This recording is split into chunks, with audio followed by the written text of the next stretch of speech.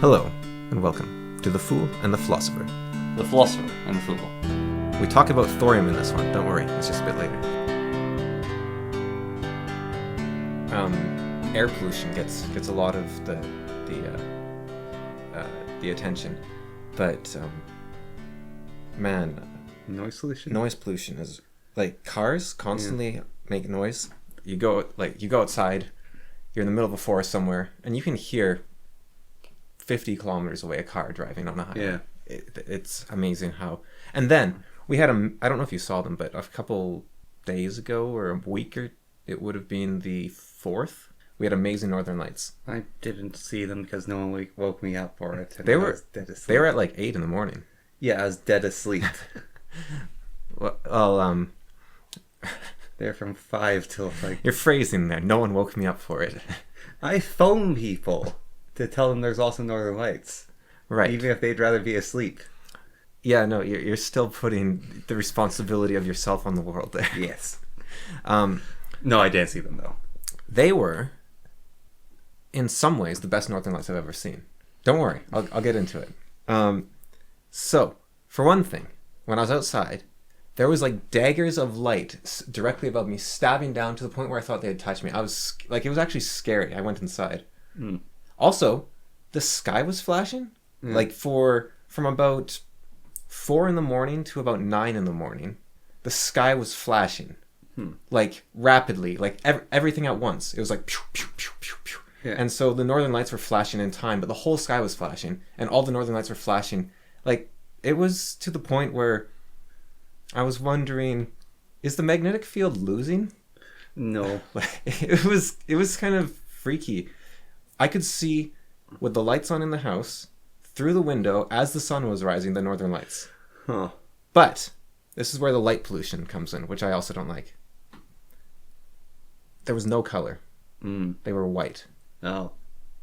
They were just washed out, pale, white, wispy. It looked like lit up clouds. Huh. Like, really boring. Yeah, that's what Jonas and I saw that at one point. We saw that with our dad that one time. Yeah, well, Jonas saw there's like insane northern lights, and Jonas said like it's really good. So we got into his car and we drove out up Fish Lake Road, and we went to this like viewing spot where there's some cameramen, and we probably destroyed their exposure because his car lights were on when we drove up. Anyways, we were standing out there, and they were like 360 degrees around us. But they looked like these white, wispy clouds that were moving and staying a lot, but just looked like these sort of like... Yeah, it's really disappointing. The ones we saw with our dad in the hot tub that one time, it was very similar to... The ones we saw with our dad were better, I think. Yeah. But these ones were quite similar, except they were flashing way more. I don't know what that was about. But same thing, no color whatsoever. Yeah. I remember when I was, 4, and I looked out the window. There was like a curtain of velvet red rippling in front of my window. It was as if someone had taken a cloth and was dangling it from the sky and waving it. Earlier in that night, when we were still just at our dad's house, Jonas and I, it was actually the purple and green rippling, and that's why it was really crazy then. Yeah, they and I think I've heard it has something to do with elevation as well, so it might actually be pollution's fault somehow. I don't know, but you used to be able to, in different spots, like in the same spot, 20 years ago, see much more color, it seems. Yeah, well, apparently the best way to see northern lights is to get into a plane, and the plane will fly. They do a flight into the Arctic Circle, and then the plane tilts, and you can... everyone's on one side of it, and it's a small enough plane that they have it balanced and stuff. Yeah, I've heard elevations for some reason matters, and also, of course, getting away from the lights. Yeah, but I don't know what that's about. So on the magnetic field losing though, so I was curious. So I looked it up about when there's a solar flare that made the telegraph lines, was it, to catch fire? Yeah, and people sort of like worry about that in future, like, oh, a really big one can knock out technology. So apparently we actually get solar flares that hit Earth and hit satellites that knock out technology. Like, we get those regularly, but we can actually see them coming, because you look at the sun and you see what it's doing, and it's like, okay, this flare is going to hit, And so risk areas, there's actual engineers whose job is to go and just turn off the electronics. Hide them all. It's not even hide them, you just turn them off. No electricity flowing through them, they're fine. But if the telegraph wires, it wasn't the fact that they were metal, it was just the fact that they were on? There's electricity going through them. Right. Because they don't have much power going through them. No, but there's enough. Okay. And there's like a few light bulbs also exploded and stuff. But also, it's like it only hits one side of the Earth apparently. Like even the worst storm we could ever imagine would only hit one side of the Earth. I've actually wondered about that. Do northern lights only happen at night? No. They happen all the time. Okay. Because... It's just the sun outshines them to ridiculous. Because I was thinking about it. And in theory, it could be related to how far away you are tilted from the sun. Yeah. Like it could be that if you're hit directly, you just get sunshine, but if you're hit at an oblique angle, then you get solar. It's what would you call it? Auroras. It's some sort of reaction with like the magnetic field basically deflecting the magnetic radiation. Can they happen in the summer? Yes. Yeah. Yes, they can. So when the solar storm hit, that caused a bunch of damage. Like the biggest one that was about 100 years ago, I think. Yeah, it was around 100. It was in the 1800s. Yeah, the 1880. Yeah. So people in New York saw them, and I think people in the Caribbean saw them. Yeah, people in the Caribbean, but people in New York like never see Northern Lights, and so it was like that whole side of the Earth saw them, and even if you were on that side of the Earth, you could still see like the radiating around the side. Southern Albertans saw the ones a few days ago. Yeah. So, do the Aurora Australis happen at the same time?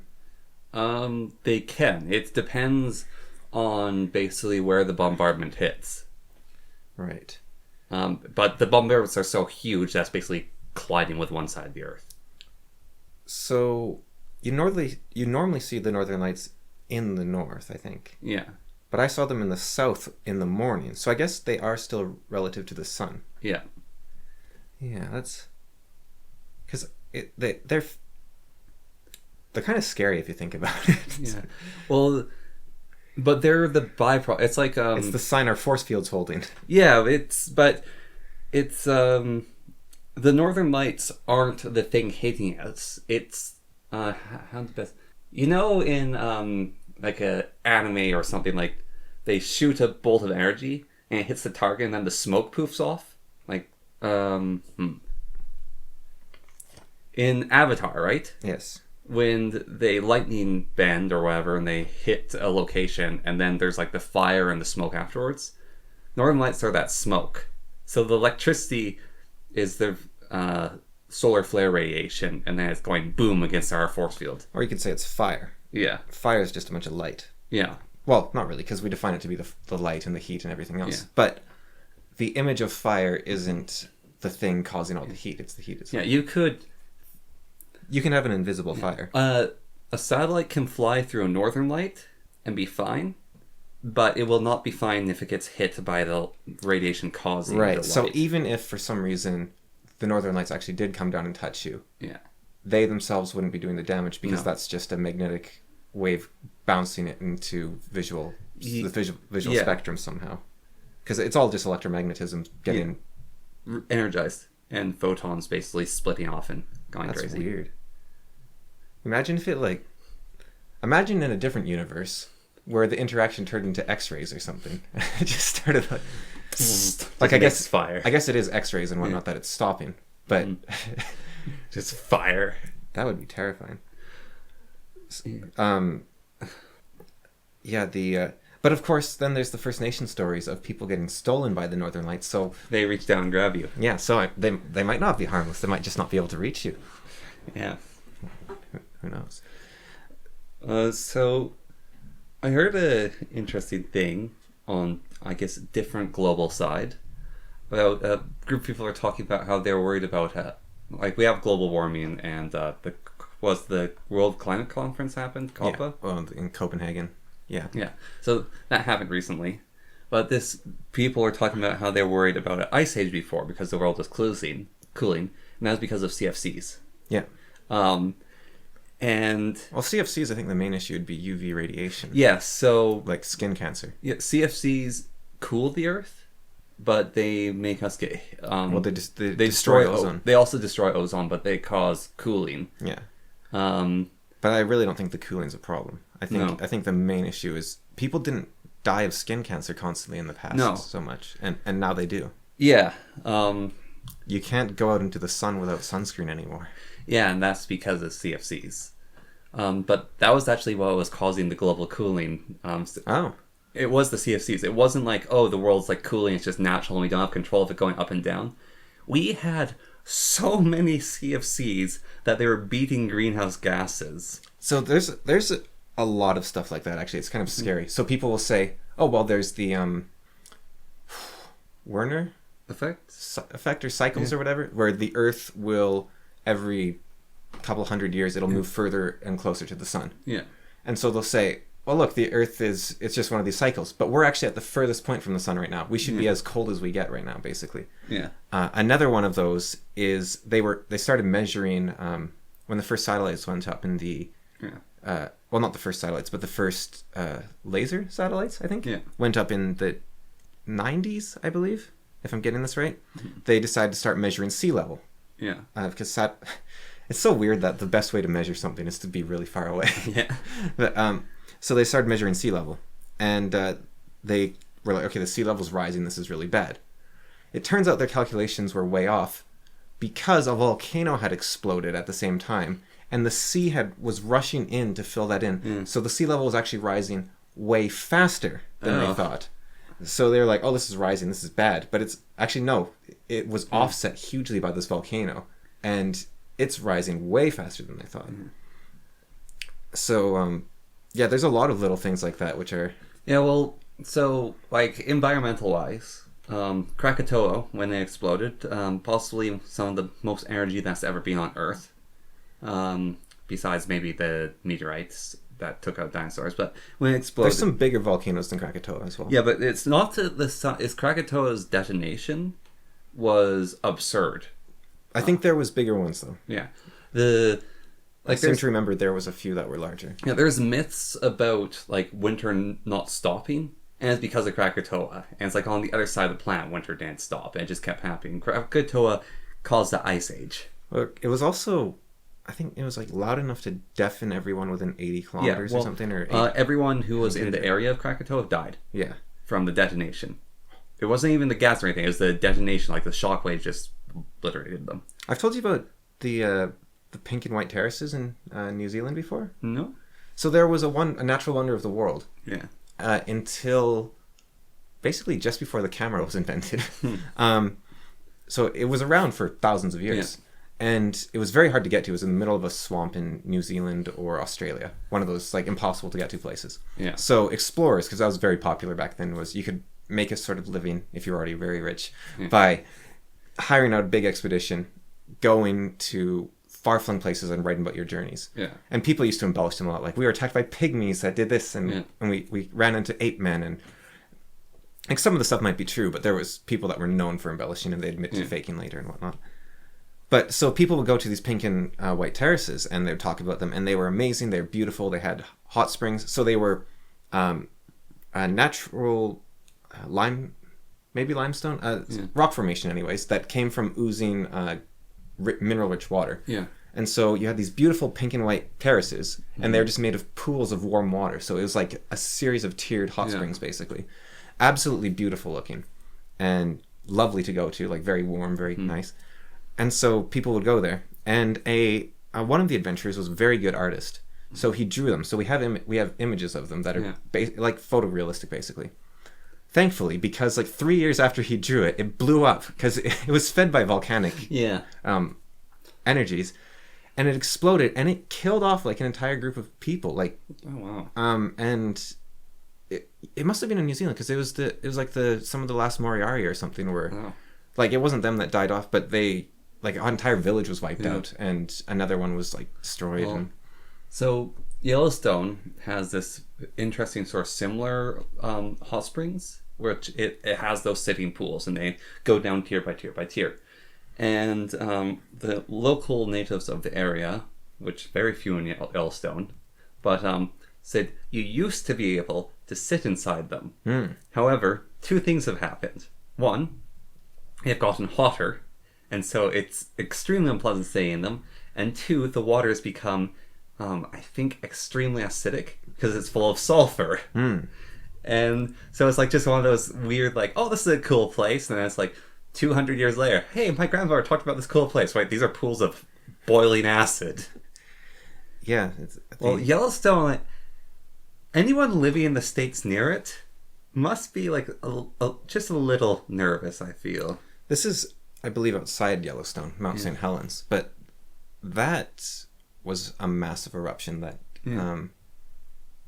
like, I believe that was the one that created the year without summer that the First Nations talked about. Where Isn't our layer of ash up here, though, from Krakatoa? Or is that was from St. Helens. Okay.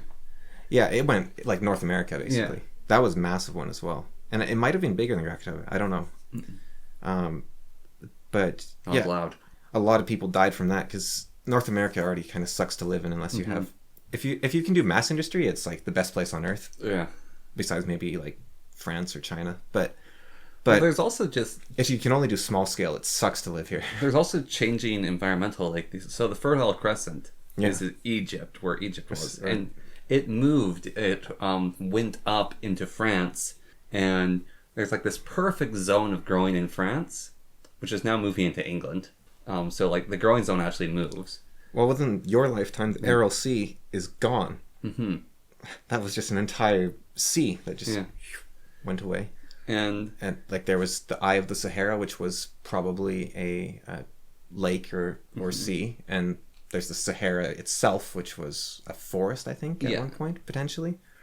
And so this is kind of unrelated but fascinating. It's related to how things change. Yeah. So the Inuit had metal. Because two, I think, massive meteorites made of iron struck, the northern wastelands where they live, basically. Yeah. So that was their entire source of metal was these meteors. Someone stole one of them. Another tribe or the Russians or something came and stole it, and they lost their only source of metal. I was actually... Why there wasn't mining industry is there not like copper in North America and South America, or like why did they not have metal? Like, well, it was just ice where the Inuit were. Well, the Aztec had gold, but they didn't have steel or iron. Steel's a fairly new invention. Yeah. And mining's hard. Because to mine you have to have a tool in the first place to get the metal, and then the really hard part of mining. And why you don't see iron used very much, is the melting point of iron is way higher than most people can actually make. Yeah. Like, you can't just light a campfire and stick iron in it. You can use a campfire to... actually, I'm not sure if a campfire can even melt gold, come to think of it. A candle can. A candle can, yeah. But a candle can melt iron, I think. Yeah, Candles are very hot. You used... So you can use campfires and mercury to melt gold? Well, what you do is you get a bowl of mercury, you throw all your gold into it, then you put it over the campfire and boil off the mercury, then you get your gold. So there's gold extraction methods using amalgams. But to actually get iron or use iron is very difficult. Well, and like copper is much easier. In comparative Civ, we actually went through how people basically continued with metal. Yeah. So the starting copper was copper literally on the surface. So there was these sources of copper throughout the world where it's actually really cool. The ground was literally blue because oxidized copper is blue. And so you had like these blue areas where you go mining for oxidized copper. And so it's like, oh, there's these chunks and you pick them up. Then they melted them down. They got crude copper. Then crude copper was used to dig deeper for I can't remember his name, but like slightly better copper. But these deposits just started like disappearing because everyone was using them all up. And then discovery of bronze, not sure how it happened, but it's like, all right, we need copper and tin now near the same areas to get bronze. And like bronze was this huge step up, and so it's getting bronze tools. And the problem with both bronze and copper is the metal actually isn't good enough to like make things that are big. So there's this record of some king's sword, and it's meant to be like this really prestigious sword. And when they took out the sheath, the blade's missing because it was so valuable. They cut the blade off the handle and then they just stuck it in his crypt and they kept the blade. But when they found the actual blade, it's like meant to be one of the longest swords ever. It's like up this time. It's about 1.5 feet long. And it's because they just couldn't make it any longer. So, Attila the Hun, I think it was, had a steel sword, which was unusual at the time. Well, it wasn't steel, it was made of star metal. So he had a meteorite sword. And so that was one of the main sources of a sort of stainless steel-like composite. Yeah. We can make better ones now, but that was, for a long time, the best source of good iron, basically, was meteorite iron, thunderbolt iron. And so I guess like what you can... Well, you get bronze, and once you finally have bronze, so like none of those video games are like, oh, I need to use bronze tools to start mine. Like, it's actually quite literally, so you get bronze, then you can get surface iron, and so you look for red hills. And then, so there's 2 ways actually. So you get surface iron, and the other's a really cool one, which is lodestones were actually a highly valuable material because what you do is you go to iron rivers, and you take a lodestone and you'd run it through the river, and you'd pick up dust, and then you'd pull out all that dust, and you'd melt it into pig iron. And then a ton of pig iron was made through various methods, and then you can use pig iron to get better iron. And then there's like tons of different grades of iron, and so I guess you went to steel after that. I imagine up here, especially with copper and we have a lot of lead and diamond.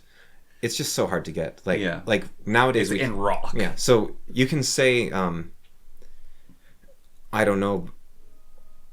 Trying to think of an example. Like, well, Australia, let's say. I think they have the most thorium on Earth. Yeah. But that doesn't mean they have the easiest to get thorium. Yeah. It could all be buried like thousands of feet underground, and then Kazakhstan has it lying on the surface or something. Yeah. So if we said that NWT has the most diamonds on Earth, if you have to, I'm not even sure if that's true, but if you have to dig so deep for those diamonds, then it's much easier if you can go to some place in Africa where you can find a pool with like a diamond in it or something. Yeah. Even if they have way less comparatively. Yeah. So I imagine it was similar. Although, that said, the Aztecs invented rubber quite a bit before vulcanization was discovered in Europe. Well, didn't they just burn trees or something crazy? Well, they mixed the sap of like a gum tree, basically, with the parasitic vine that grew around it. And that vine had an enzyme in it, I guess, which turned the sap into rubber. Yeah. And the Aztecs had a great belief in, because they lived in the jungle and plants grow on each other, they had this belief in the gods basically were helping out the people. And so if you saw things growing together, their use was probably related. So it could be like, there's drugs like ayahuasca, I believe, which are actually made from 2 different plants that grow, like one grows on top of the other. Yeah. And I imagine there's probably, there might be one that's like a poison and the antidote or something. I don't know. Yeah. But they had this belief in the things that grew together had a related purpose. Yeah. There was a similar belief in Europe that things that looked like something cured that thing. Like colt's foot helps with your feet, and what's it called? Well, like cauliflower could help with your brain or something like that. That's not the one, but there's a brain-looking, like artichoke hearts, I guess, that could help with your heart potentially. And it's funny how often that actually does work. But I think what's happening is, like an artichoke heart, let's say it helps your heart out. Yeah. And so you call it an artichoke heart. But there is a lot of things it could look like. Like, is this a gallstone? Is this your brain? Is this a... And so we have like 20 options, and we're like, oh, this helps one, so... This looks like a liver. Ew. So I think that's probably what happens. And, you know, with the Aztecs, I'm sure that these vines grew on more than one tree, but it's like, well, this is the tree they grow on. This is, and you give them a name, so it's like, this is the fig and this is the strangler fig vine or something. Yeah. And so it's like, even if the strangler fig grows on more plants than figs, you have the association of these have the same name because they have a purpose together, which it's really cool. I like those things of. I also really love how the Aztecs were actually not less advanced than Europeans. They were in most areas because it was just so hard to do anything. Well, they lived in a giant freaking jungle. I think the Mayans might have had it even worse, but like it was hard to do anything. What about the Incans? They had no oxygen. I think they probably didn't live on the mountains most. I don't know, but I think Machu Picchu is supposed to be like a noble city or something. Like it's unusual, but I don't know entirely. I wish I knew more about them. But a lot of people wish they knew more about them. They kind of vanished. That's their whole thing. Well, there's a lot of Mayans and Aztecs still around, like descendants. But the Incans aren't. Yeah. There isn't descendants of them. I didn't know that. No, the Incans are gone. Oh. They disappeared. Like when the Aztecs... It's not the Aztecs. Like Cortez's men, that sort of thing. No, it was before Cortez. Okay, but when the people found their ruins, or like... Well, no, they killed them. The very first guy to come, like the very first Spanish conquistador, he killed the Inca king, and he killed like 10,000 Inca in one battle. And the Incas vanished. And the Golden City was started by the Incans. Like El Dorado? Yeah. I thought that was the Aztecs. So it started by that area, like the Golden City. The Aztecs aren't near the Inca. The Inca are in Peru, and the Aztecs are in Mexico more. The Golden City, though, I can't remember which group, was Mexico. No. A rumor by them to try to get the Spanish to go somewhere else. Yeah, that was the Aztecs. They were trying to... it was Montezuma, I think. He was trying to delay them. Yeah, he's trying to tell them to sod off, basically. Go to the Golden City! But the Aztecs, they were more than a match for the conquistadors. The conquistadors... I think we talked about this very recently, actually. The conquistadors made allies with a bunch of the people that hated the Aztecs. Yeah. Because the Aztecs were really mean to their neighbors. Yeah. And they had something called the Flower Wars, where they would basically have a staged war every couple years or every year, where you'd send your best warriors to fight the best Aztec warriors. And the best Aztec warriors were way better, and they'd just kill all your warriors. And so you basically had no warriors. Who was the guy before Cortez? I can't remember his name right now. But he was pretty nasty.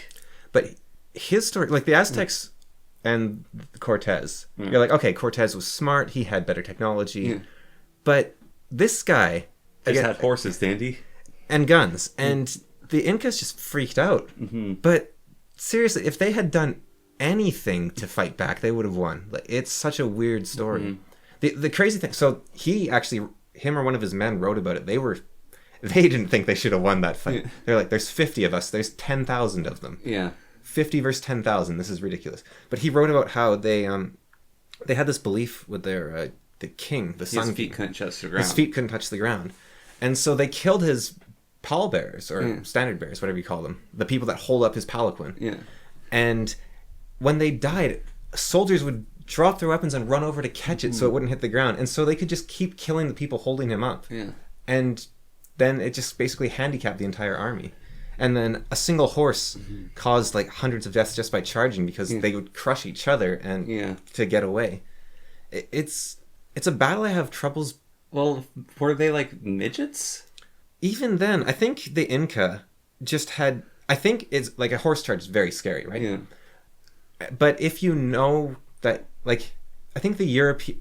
It might be that the Inca weren't willing to sacrifice themselves to win a fight. They're willing to sacrifice themselves for their king, obviously, but not to win a fight. Whereas Europeans, in their horrible... Because it's... In their horrible land, which was so rich that it caused... hundreds of factions to be constantly in warfare. Europe was a very violent place. They are probably much more willing to die to win. And the thing about... Well, for king and country, where it sounds like the Incans had for king. Yeah. And the thing about a cavalry charge is if you're willing to let them crush you, you won't get crushed. Can you imagine the nerves of steel you have to be a pike block, or even, not even pike block, infantry block? I imagine... a cavalry charge? I imagine... This is like a game of chicken. Well, I imagine this is really interesting, actually. That if you have soldiers who have never faced down a horse charge, they are way worse, like 10, 20 times worse than a soldier that has faced one cavalry charge. Yeah.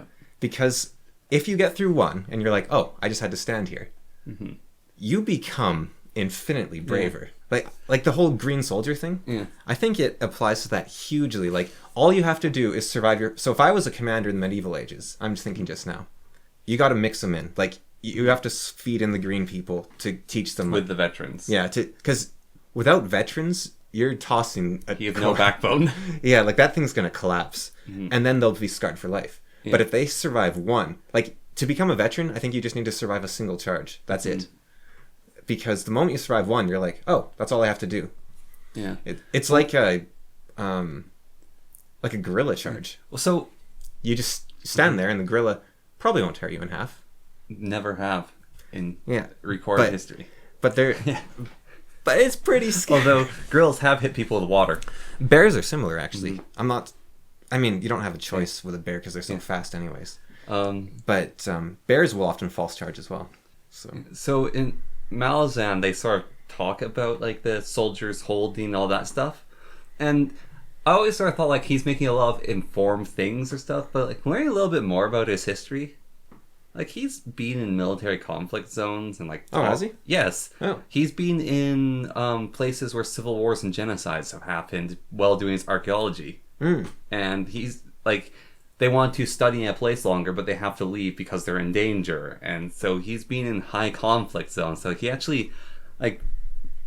He's very visceral about people dying. A Black Company was written by a Marine. Yeah. Which Malazan's kind of... Yeah, but he's like extremely visceral, like a lot more than other authors. Like, oh, he died, or he's like, this happened to them, this happened to them, this happened, all after dying. It's because he was in a zone where it's like, they wanted to bury the bodies, and they couldn't from a conflict zone, because, well, it's a conflict zone, there's rampant disease in the area, and soldiers are coming, and you guys make excellent hostages as archaeologists, Western...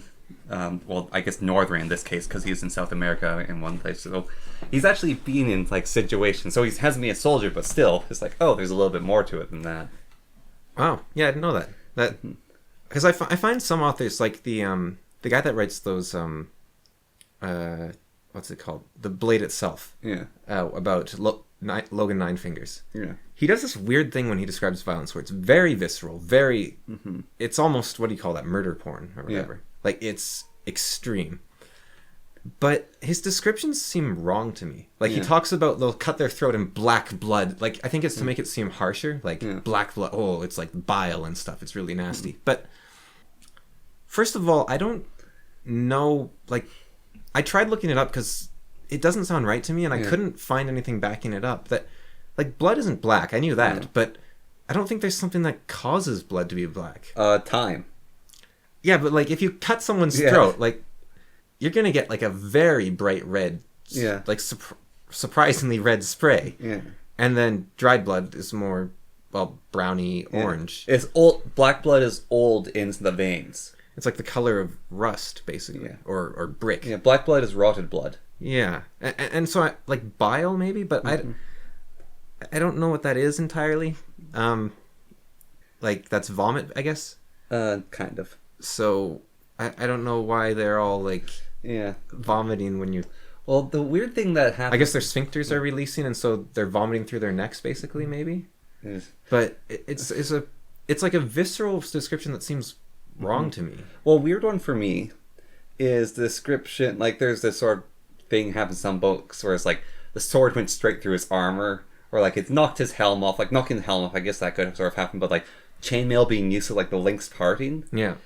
And it's slightly changed for me with that guy with that, like, sword where he hit the sim head. He's just like, that was, like, repulsive, but just went through there. It's like, okay, and aren't gonna stop. But watching footage of actual armor taking shots, it's like, there's no way this would happen. Like, this very strong man is swinging a warhammer against a still non-fighting back breastplate, and he's hitting it dead in the center, and that would hurt, and it leaves a dent.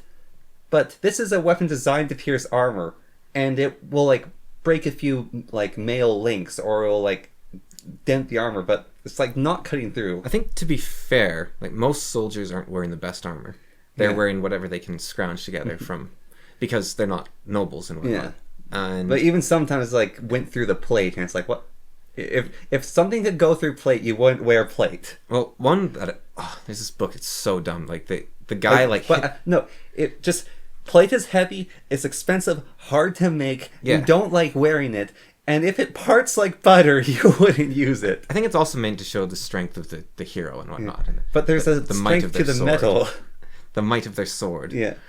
But yeah, there's this really dumb book where like the guy like swings his sword into plate and dents the plate and knocks the guy flying. Like it's stupid. Like, oh man, I can't remember the name of that book, but it sounds dumb. There's one book where it is forgivable at one point, so it's about an assassin. Yeah. And it's kind of absurd that she's one of those like Altair assassin sort of things where like drops in and fights like 20 guards. Yeah. But then when you actually get into it, she's a fairy or a fae. And apparently they're actually like these terrifying supernatural monsters. And so they were sealed away, so she doesn't really have access to power, but she's still super fast and super strong. And it's like, oh, and she has a weapon designed for that strength. And it's sort of like, oh, you're absurd. But even then, sometimes it's like, why is that guy wearing a helmet if like the helmet just like gets split completely in half and So I've been reading sundered? Conan recently. Yeah. It's not what I was expecting. No? Like Is it like the comics? I don't know. I knew it wasn't going to be about a barbarian. No, it's a thief. Or I knew he was a barbarian, but I knew it wasn't going to be sword and sorcery straight up. What he has become through cultural osmosis. Yeah. The very first story of Conan, he's a king. And he wears heavy black armor. Oh. And there's many instances of him going into fights and killing everyone around him. Yeah. He's massively strong and he's got a massive sword. Yeah. And he is actually like cracking open people's helmets with his sword. Yeah. He's hitting them so hard they're breaking, and he's cutting people in half and impaling them and that sort of thing.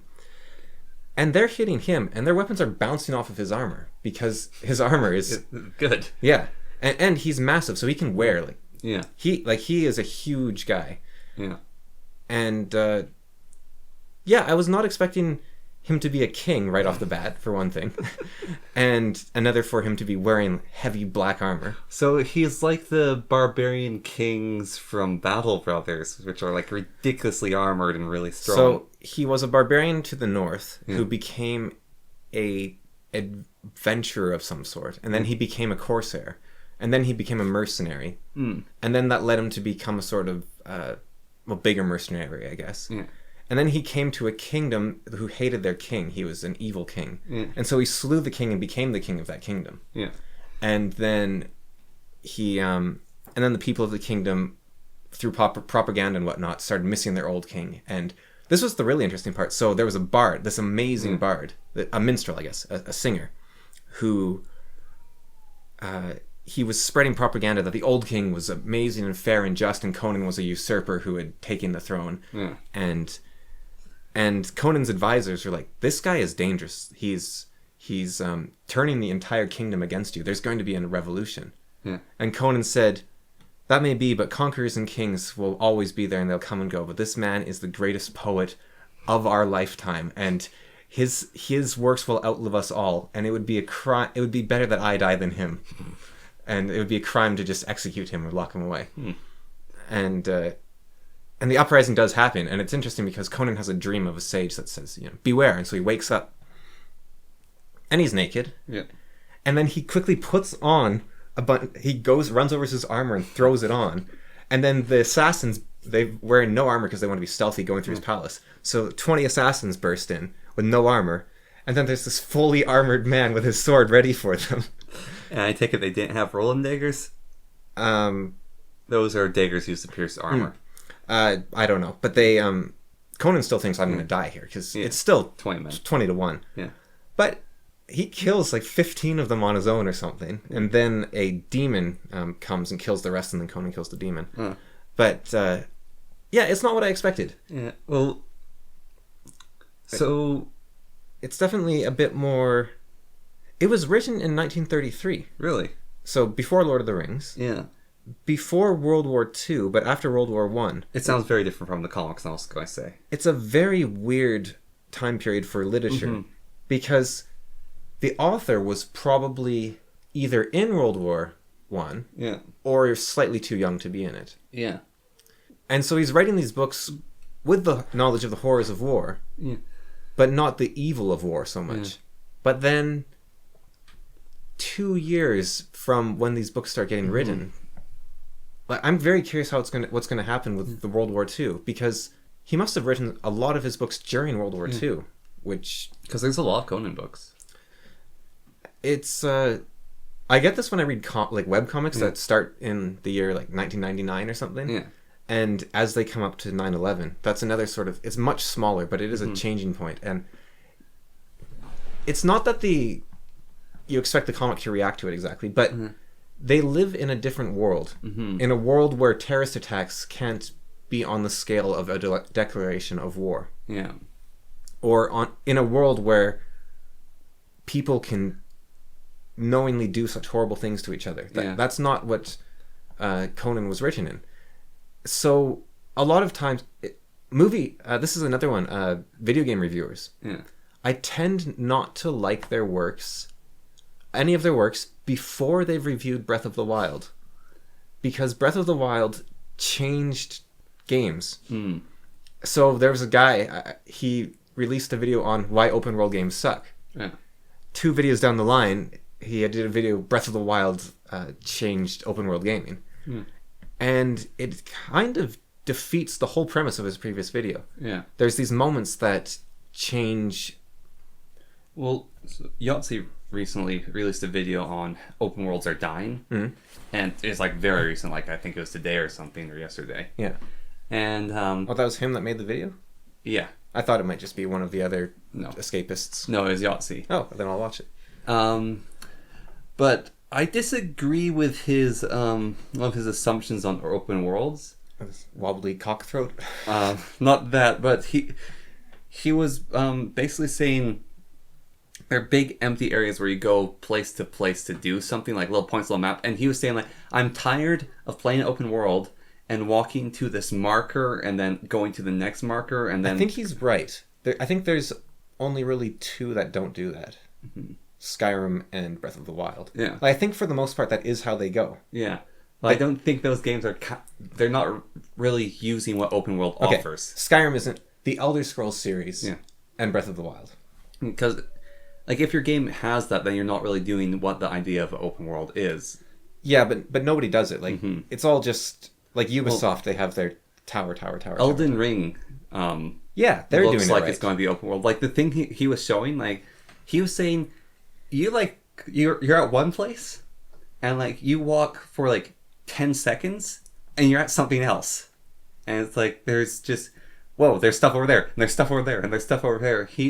Like, one of the things he showed is, so you're walking up to this giant castle, and it's, like, the first progression of the game that'll open up more of the open world, and it's where the demo ends. And then he's going along this trail, and he's ran past all the monsters, like this giant scary boss lands in front of him, and he just runs around it, ignoring it, and he's like, it's kind of a hard fight, and you don't have to.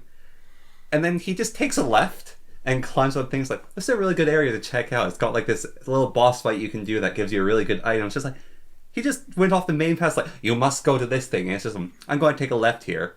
And while he's going to this one spot there, I see like 4 different places you can go to. Like, the Elden Ring world feels like there's stuff going on, like, not even if it's like an enemy to fight or a puzzle, it's just like, there's this rock here that's interesting enough to walk over and go, I wonder what that's all about. You're liking again. Sorry. That's fine. No. I just wanted to let you know for yourself, for your own sake. And so I don't do it as well from the... Yeah. Actually, I'm going to take back my statement that Skyrim and Breath of the Wild are the only games that don't do that. There's a lot. So there's... Red Dead Redemption... No, that's just points on a map. Is it? Yeah.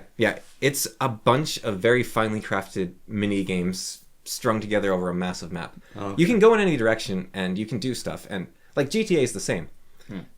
There's worlds... Sorry, there's a world that you are within. And there's a lot of mini games around. And I think GTA and probably Red Dead Redemption have their base world layer is solid enough that you don't have to look at it as a series of missions scattered around a massive map. But Red Dead Redemption, the first game and the second game, both suffer from this. There is a whole lot of riding on your horse as someone speaks dialogue to you. Yeah. It's basically a loading screen, but it's disguised as... You're doing something. You're doing something. It's basically a cutscene or a loading screen. Yeah. And GTA, you don't have to follow the story at all, really. You can just drive cars around and have fun. And people have been doing that for years. So I think GTA gets away with it. And that's why the Elder Scrolls series gets away with it too, because they have a... The Elder Scrolls does this more, but they both have a design philosophy of immersion. Yeah. A lot of games are about a story. So I think a lot of people that don't like Skyrim... Now, Skyrim is one of the most popular games in the world. So the people that don't like Skyrim, and they seem to be the majority speaking. I think they tend to be critics. Yeah. But they are not the majority of people. Yeah. Actually, that's the same for all open world games, like Assassin's Creed, Ubisoft games in general, Far Cry. People love these games. Yeah. Ubisoft, they're going to keep making them because people love them. The thing about the critics, your job is to complete a game. Yeah. And so you're running through a game from point to point. Side quests to a critic are awful. They're chores to do. Yeah. To a player, a side quest is one more excuse to stay in the world. Well, for example, sometimes I will just play No Man's Sky. And I don't think I've touched the story basically after the point that I got warp travel, which is where you go along the story. I haven't touched that thing afterwards because, well, for one, I can't find it. But I'm fine with that because I'm just fly around my spaceship, this is a new planet, look around, then fly to another place. And so I beat a single player Here's My Magic 2 map. Yeah. For the first time in my life, maybe. Yeah. It was probably the least fun I've had in Here's My Magic 2. Yeah. It's because what I used to do, and probably will still do, is, well, go on Slugfest, honestly, and then just play all 6 factions and keep playing them until I get bored because the game never ends because it's too even if you're controlling everyone. And then the computer would update, like we'd get a new computer and I would lose my save and then I'd do it again. And I'd keep doing it. Modify Slugfest slightly sometimes to add things. Or sometimes I would just say, okay, obviously the whatever's won, I'll just finish it off and then I'll start a new one. I did that with Age of Wonders as well. They actually had a Slugfest map. Clover. I've never played any Age of Wonders scenario to completion or campaign. And I have played thousands of hours of Age of Wonders. And same with Here's My Magic. I've played thousands of hours and I've completed now one map. I've completed one scenario. It's called King's Bounty. That's a super long Here's My Magic scenario. Yeah, and I didn't like King's Bounty. I really liked it at first, but it just goes on and on and on and on. It did. Like, I was listening to Malzahn while playing it, so it's sort of... I don't know, I feel like I missed a lot of Malzahn because of that. Like, now when I'm listening to Malzahn, it's actually like I'm using 2 different things because that's not... Like, playing a video game, listening to an audiobook, you actually lose a lot. But if you listen to an audiobook while doing a repetitive chore, that's something you can automate your body to do, or going for a walk, or even just sitting there, you actually get the audiobook. I think... But, yeah, it was just like, I beat it, and then I started playing Armored Princess. I got to a point in Armored Princess, just like, yeah, I'm done. But, so reviewers, they're playing to complete a game. And so they're seeing the game at its worst, because Skyrim at its best is when you are traveling from town to town pretending you're a trader or a minstrel or something like that. And that's why the survival mods do so well. Well, a friend of mine, he had a Skyrim character that he really enjoyed playing, and so he had 2 rules. One is this character was a wizard, and so he only used magic, and he never improved his health. So that's one of the rules. And the other rule is he always had to be under the effect of alcohol, and if he ever ran out of alcohol, he had to do everything in his power to find it. So he's playing a drunken wizard wandering around Skyrim, and he had a load of fun with it. And it's like, it's super challenging. Like, he never improved his health, and so his wizard died quite often because he's like this old man that's like, oh, got a new spell, need to drink some more alcohol, and it's basically like fueled on ale. I have played probably 100 hours of Skyrim. Yeah. I have never completed the second Greybeard quest. Yeah. and I've had a great time. But I think if you got Skyrim as a reviewer, or as just someone that wanted to be, you want to be the person that completes the game. You want to say, what's all this fuss about? I'm going to go and beat this game. I don't really have time for it, but I'm just going to go and I'm going to beat it. I'm going to see what all this fuss is about. So you go in, you kill Parthenox or whatever happens, and then His option Dagoth there comes down and gives you his dagger, and you sacrifice the Elder God, and King Ulrich is saved, and you're mixing and he becomes emperor of the kingdom. You're mixing Oblivion, Skyrim, and Daggerfall all together. I don't really know the plot of Skyrim, but those were the plots of Oblivion, Daggerfall, and Skyrim. Well, in Daggerfall, the emperor's dead. Yeah. But you do all that. You're like, well, the writing was okay. The side quests were kind of annoying because I had to walk across all the way to Markheath to do the one side quest, and then I just wanted to get the sprint rune, but then I was locked in prison for some dumb reason. Yeah. But the Elder Scrolls series has always been about immersion. It's kind of bad. I married Isilda. It's kind of weird that the Dragonborn is a thing at all. Yeah. Because I think that's the only time in the series you have been someone special. And it almost takes away from the whole point of just living in the world. It does give you a Fusrodal, though. It does give you... It's worth it for Fusrodal. Yeah. But I think... And also you can say to people, I'm the Dragonborn. Like, oh, sorry. I think that... Like, I do like that element where you're like, I'm the Thane, I'm the Dragonborn. So if you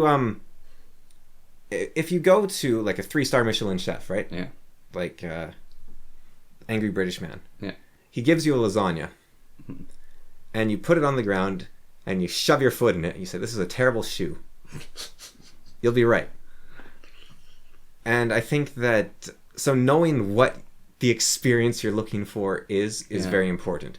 So Breath of the Wild, one of the main complaints about it is the story and lack of guidance. And a lot of people have said, I love Breath of the Wild, I can't wait for the second one because I hope they improve the story in it. Yeah.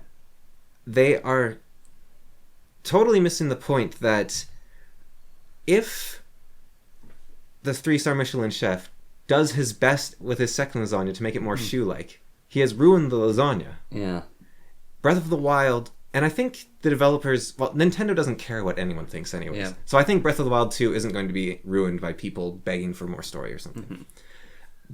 But when you go... If you want a good story, play The Witcher.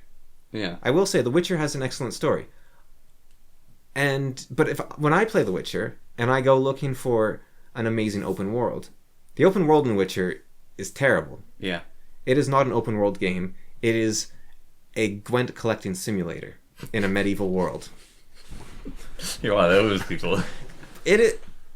Gwent is brilliant. I don't touch Gwent.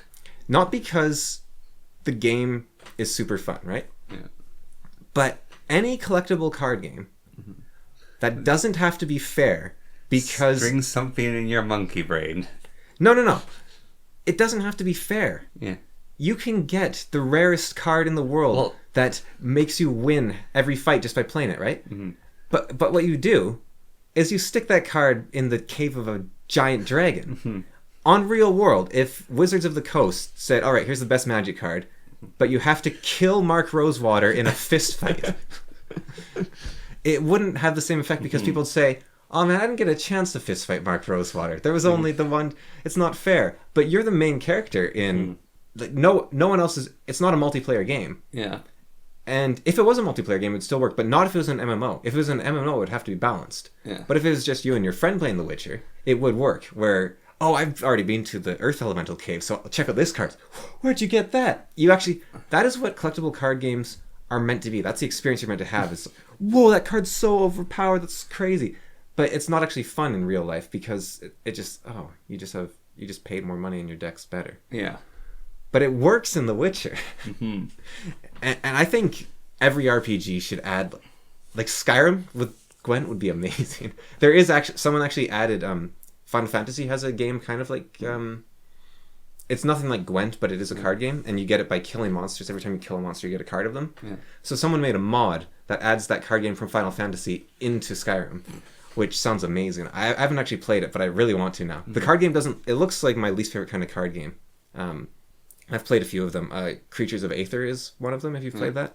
You put down a card, and it has score values on each of its sides. Yeah. And at the end, then your opponent places a card. It's like on a big grid. Yeah. And once everyone's done, every card it has a smaller number on that dimension. Yeah. Your card conquers, and then you just kind of see who conquered the most of the board after everything resolves.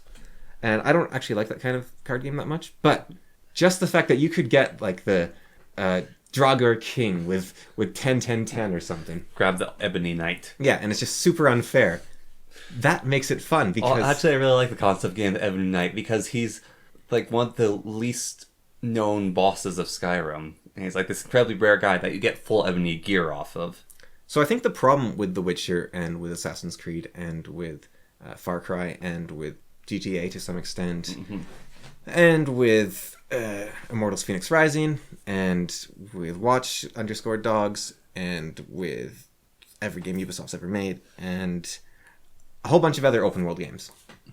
They're not good open world games. But the problem is that what happened is your 3-star Michelin chef has come to you with his lasagna. He's amazing lasagna maker. Yeah. He's come to you with this lasagna and said, check out the shoe I made. I'm like, what? What? Okay. Wow, you're a terrible shoemaker. I think that's what's happening to the reviewers. The players, I don't think necessarily know enough about like the genre distinction to care. Yeah. They're like, I'm going to play this game. I'm going to see what crazy thing I can do in Just Cause. I'm going to tie this cow to a train and try to launch them both at the moon. Something like that. And so if you want a good open world game, you need a world that feels alive and reactive and immersive. So those exist. There is the entire Elder Scrolls series. Yeah. They're really good at that. The entire not the entire Ultima series. There's bad Ultima games, but most Ultima games, big open world, you feel immersed in it. The Wizardry series, anything from the D&D gold box, basically. Yeah. Divinity Original Sin, Divinity Original Sin 2. You've got Breath of the Wild. You've got the original Breath of the Wild. Sorry, the original Legend of Zelda. Yeah. I mean, really, a Metroid game is like an open world. Like, not Shovel Knight, the one with the little bug. Bug Knight. Oh, no. What's it called?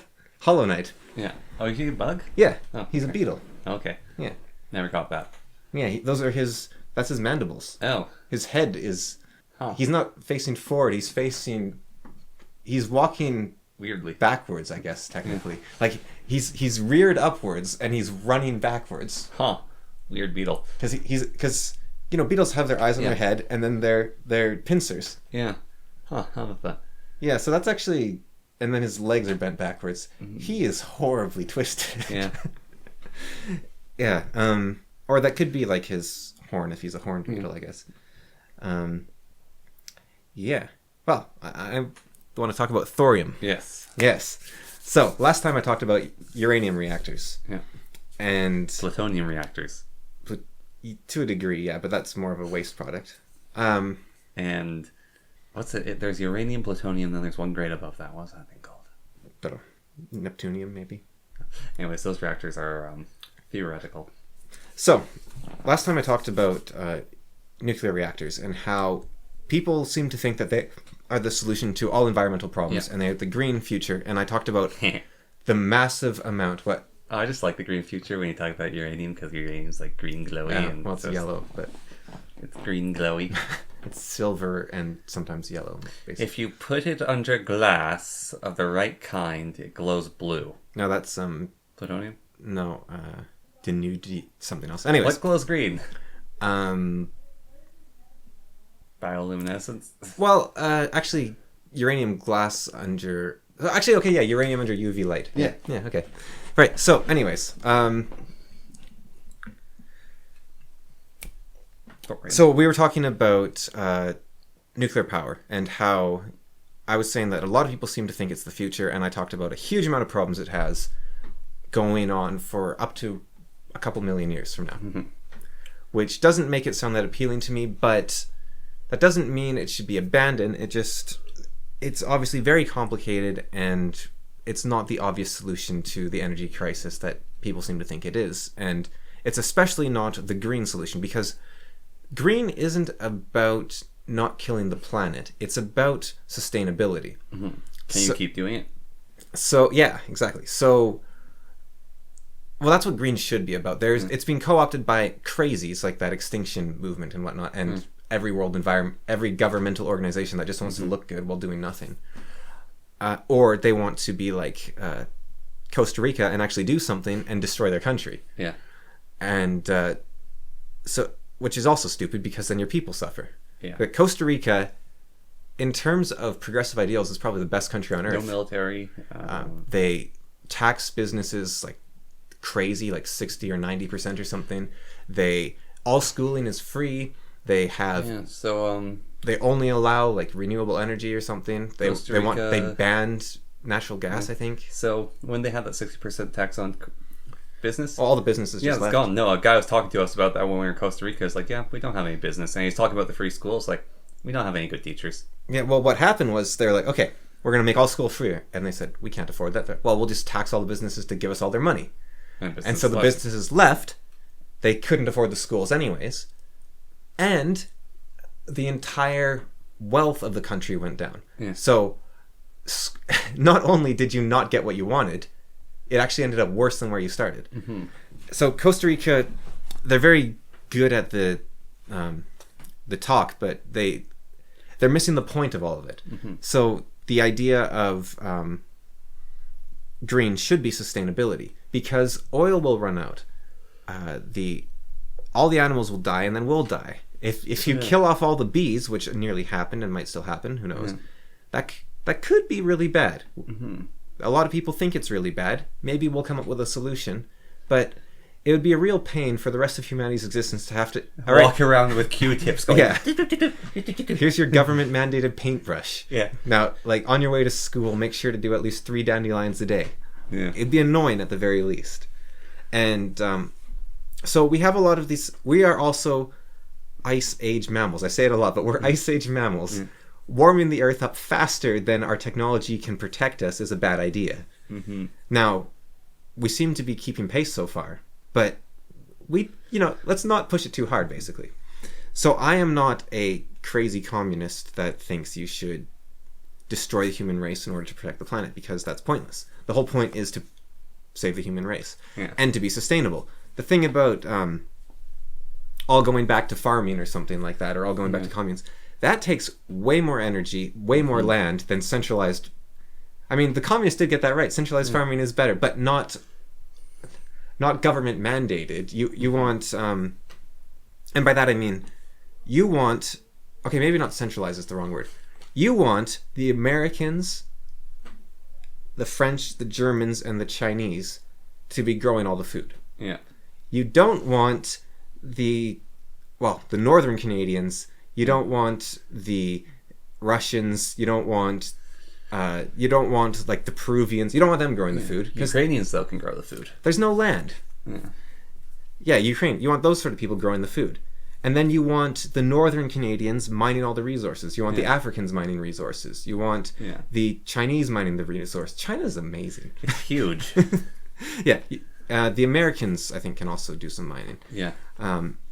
But Canada's huge, and we don't... Well, we have... I guess our south can be food and our north can be mining. But so, if you destroy all technology, you're just killing a bunch of people. That's the end result. You're not saving the planet. You're killing a bunch of people and then forcing them to be like the Victorian era all over again. Like, just use whatever they can on hand. Like, oh, I'm cold. I'm going to go out into that field and pick up all the coal I can find and use it to heat my house and cook my food. Instead of a giant centralized heater that is finely tuned to produce just the amount of electricity you need. It can be perfect bread and heating at the same time. And, use its heat waste somewhere useful. And it brushes your teeth, too. Yeah. So, anyways.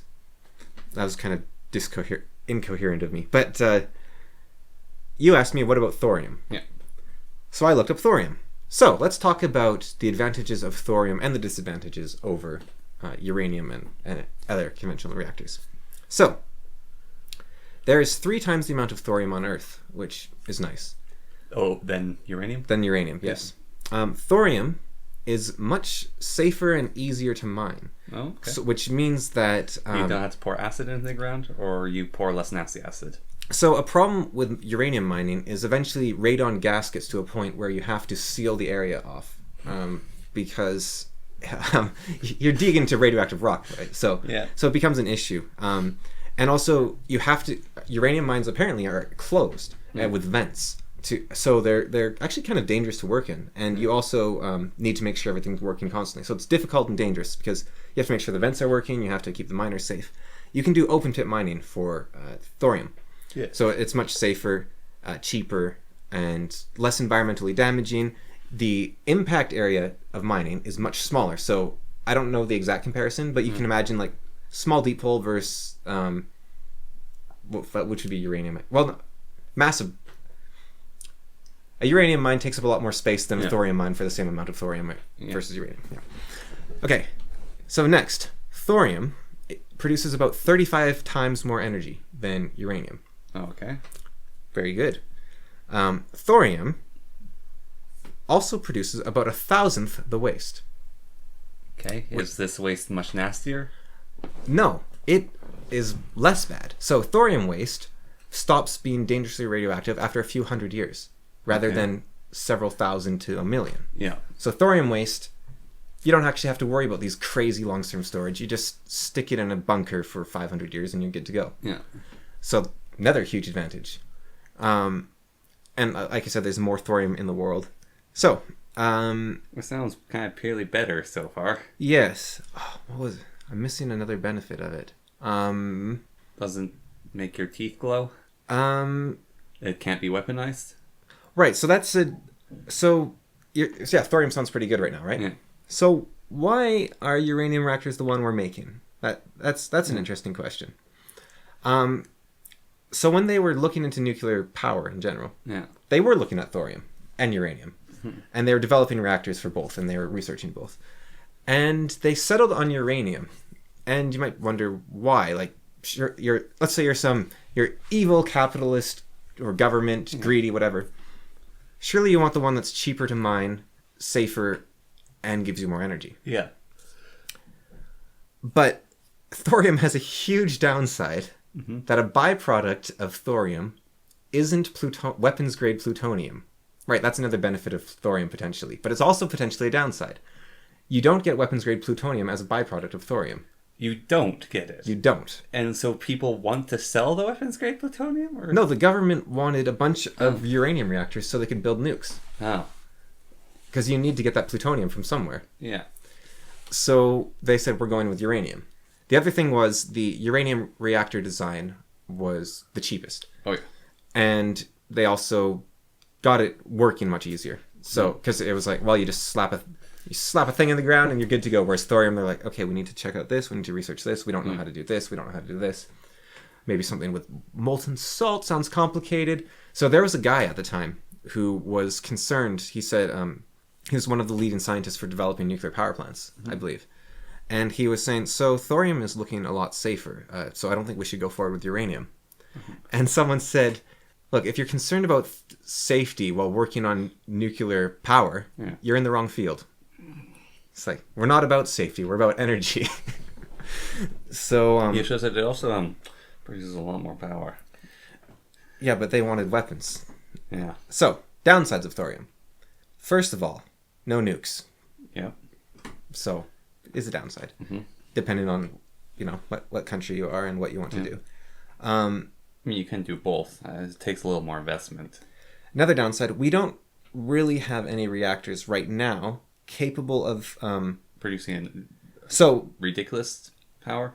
Yeah, so the reactor's designed so that 35 times more energy is theoretical in a reactor that can utilize thorium. Which almost isn't fair because apparently uranium reactors only use about 1% of the energy in uranium or something. I could be wrong there, but they're very inefficient, I think. Yeah, I can see that. But so current... most reactors can't even use thorium at all. Yeah. Can-do reactors can. And so can a few others. But they use them at about the same efficiency level as uranium. So also, can-do reactors are really small. So that Oh, that's another advantage of thorium. I didn't understand it, but its radioactive coefficient is negative, which apparently means... I was trying to figure it out, but I couldn't quite understand it. But apparently what it means is it can't go critical because the more energy it produces, the more it will dampen itself. So it kind of... It doesn't exponential. Well, I think the graph I saw, uranium looked like it was geometric, so it's just a straight line. Yeah. So the more energy you produce, the more unstable it becomes. Yeah. Whereas thorium actually stabilizes as it goes up a hill. Yeah. So it kind of looks like a curve. Yeah. Which I assume would mean that unless you're careful, it's quite wasteful, because that flat line would probably be a whole lot of wasted energy if you don't keep it below that. But so uranium, however much heat you put in is how much heat you get out. You can push it to the limit. Well, it doesn't have a limit, basically. Yeah. Whereas thorium, if you put... Well, it does have a limit. Its limit's called going boom. Whereas thorium, if it gets too hot, you're wasting energy, I think. Okay. Is how I understand it, but I could be wrong here. But the heat... So, different states of temperature have great effect on minerals on Earth. So, magnets, right? Yeah. So, if you heat up a magnet, it becomes less efficient. That's one of the huge... It doesn't have... That's a huge problem. Well, I think the problem with uranium, as I understand it, is you need to start the reaction to a degree. But the problem is uranium is self-sustaining. Yeah. So once it's going, you actually need to... The more it's going, the more you need to stop it from going. Yeah, so... But thorium, you don't have to do that. Yeah, so with uranium, you're heating it up, and it's going to be decaying particles. So I suspect that thorium, once it heats up to a certain point, the particles just don't decay enough to make others decay. Because the energy you're getting literally from nuclear power is this material is unstable. So technically, a lump of lead is radioactive. It is bleeding particles off itself. But its half-life are so ridiculous, it doesn't matter to care about lead. Right. So, thorium... Is that true of nearly every element, then? Yes, until you get to... Hydrogen? Hydrogen. Yeah. Because hydrogen can't lose a particle. And oxygen doesn't really... Oxygen's weird. Oxygen is, super stable and super unstable at the same time. But yeah, so basically everything is bleeding down into a heat death eventually. It's just... lead's heat death will outlast the universe. Right. So... Yeah, so thorium, it has a negative radioactive coefficient, whatever that means. It seems to be that it can't get out of hand, essentially. Yeah. As long as your reactor can handle it at its hottest, then you're good to go. Whereas uranium doesn't have a hottest. Yeah. It can get hotter forever, basically. Or hotter forever for the confines of Earth. Yeah. So that's nice. So another disadvantage of thorium, so we would have to build a whole new reactor, basically, to utilize thorium properly. That's very expensive up front. Yeah. So I was talking about a big problem with uranium is the cost of disposing of the waste, protecting you from the waste. So thorium, very similar, very expensive, because you need to research how to build a good reactor for thorium. So that could be decades from now. Yeah. A lot of work. Okay, another problem. There is no one that knows how to operate a thorium reactor. So you have to train people for a job that doesn't exist. There used to be people that had an idea of how to operate thorium reactors, but they're either old or dead at this point because that was so long ago. Whereas uranium reactors have decades of experience. So that's another high expense. You need to train people. You need to get scientists up to speed. Most nuclear scientists don't know about thorium. It's a it's probably very complicated. So it's very hyper-focused field. But there was... well, maybe not anymore, but I was reading, there was a guy who, he's like, yeah, I have a PhD, well, maybe not a PhD, that'd be ridiculous, but maybe he did. He was very highly educated. I can't remember what his degree was. Maybe it was master's. Anyways, he said, been doing nuclear for X years, very knowledgeable about it, and I had never learned about the viability of thorium. Yeah. Obviously they know thorium exists. These are... Chemists is part of their thing. Yeah, they should know the periodic table. Okay, so another issue of thorium is that, so we don't know how to make a reactor, very expensive. We don't have anyone that can operate it, very expensive to train and to practice. We then have to build these reactors, very expensive, and they will probably... Uranium reactors are they're incredibly expensive, hard work, but they're relatively cheap because they chose a very cheap model to build in general. So when you're looking at thorium, it doesn't look great up front. Also, what's great about uranium reactors is where you build them is where you get the resources to build them. So, like the windmills, you have to like take those things to there, but a perfect place for our model uranium reactor is where there is gravel, a nice area that's stable ground. You take up the gravel, you turn it to concrete, you build the reactor, the materials there that you need, and then all you need to do is ship in the nuclear material. So thorium is more complicated because to utilize it properly, you would need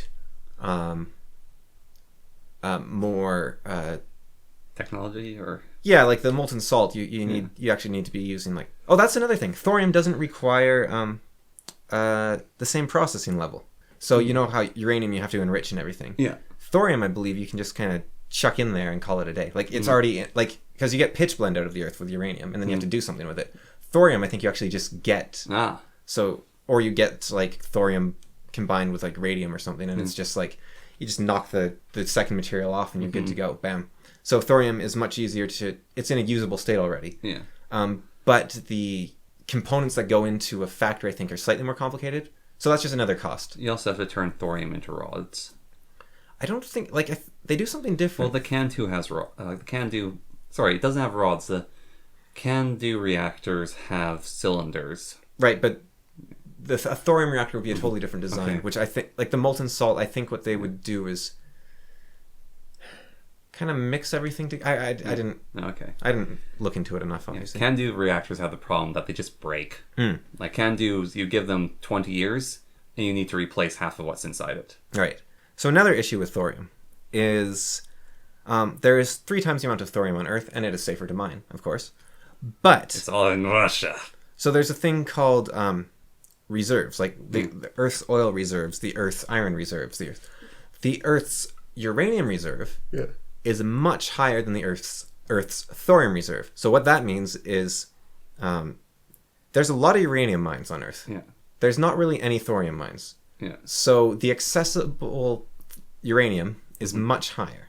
So you would have to start a whole bunch of new mining projects. And that requires infrastructure and cities so and expensive. people.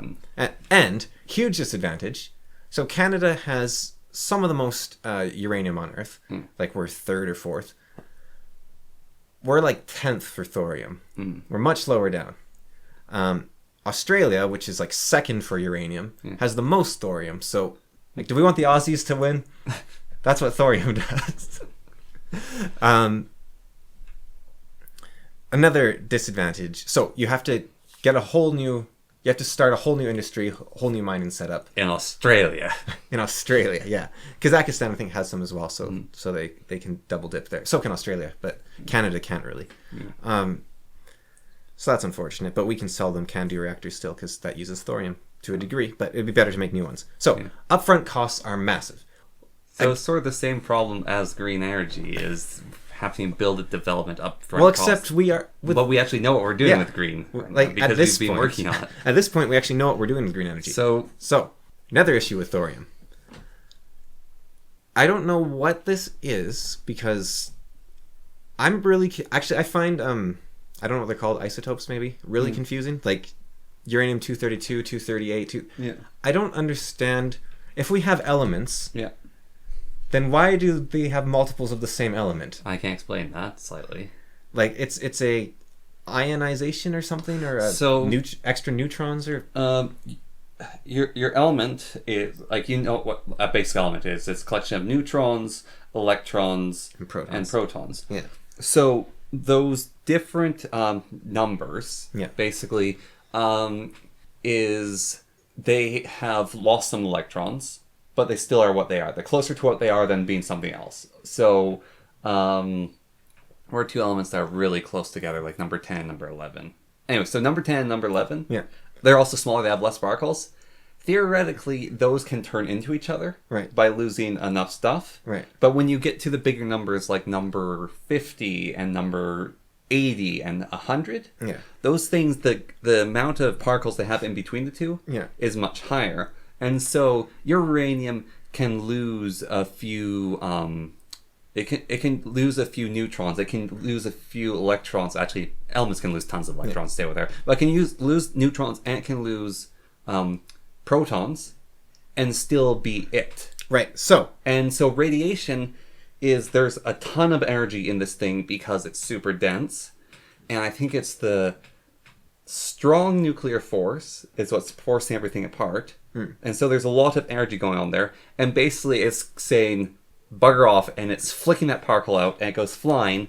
And then that particle basically plays pinball with the cosmos. And so it hits a piece of iron, and so that iron has lost 2 neutrons. And now that iron's a little weird, and those 2 neutrons have a little less energy to play pinball, but they hit the other iron around them. And so... So would that mean that, like... So no, I don't know. When uranium's melting, it's partly because of heat, but it's playing pinball with your particle cells that make up your body, and that's destroying DNA by that pinball being played. And basically, like, those weird radiation burns, like, they look different than normal burns, is literally you're getting hit by a bunch of particles that are going, alright, we have a ton of energy, we have a ton of heat, and also we're moving so fast and we're so nasty and have mass and strong nuclear force that we are rearranging your molecular surface. Right, so what I don't get is... So you've got, like, neptunium, uranium, plutonium in a row, I think. But if someone's like, yeah, these are the elements, bam, see? These are the base building blocks of creation. Yeah. Here they are, bam, bam, bam. And then they're like, yep, so it go after your uranium, you get plutonium. Yeah. And you go, okay, so uranium is the base, there's nothing after it. There's you know, it's not an alloy, it's not a composite, it's just uranium.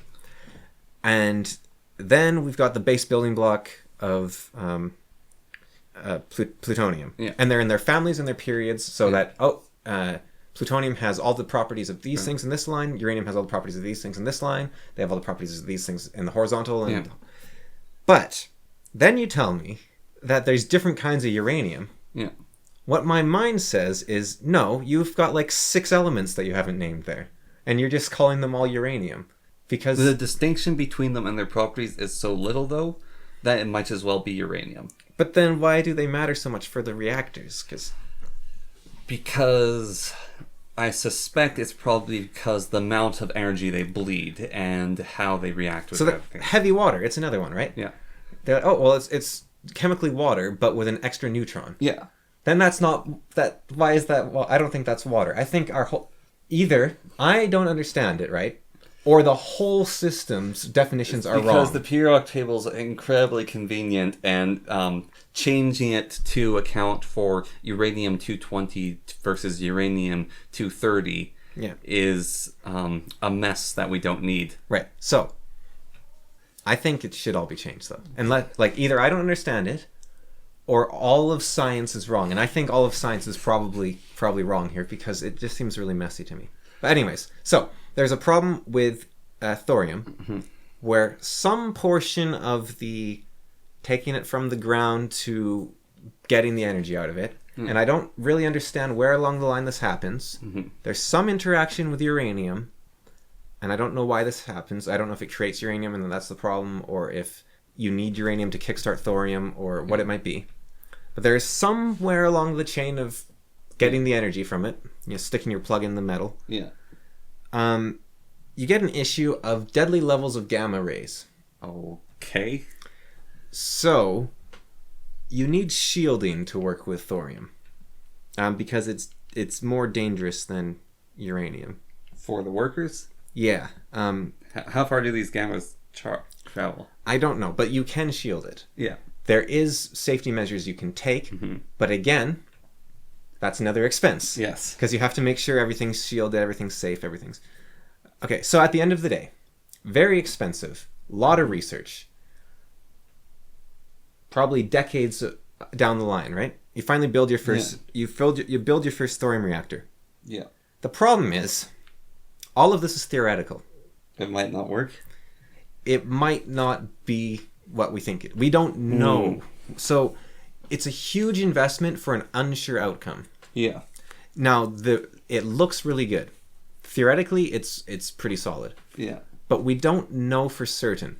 So it's so on the asking people Yes. To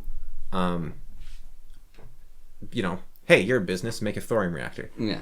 You're asking a lot from them. That's a very risky investment, very expensive one.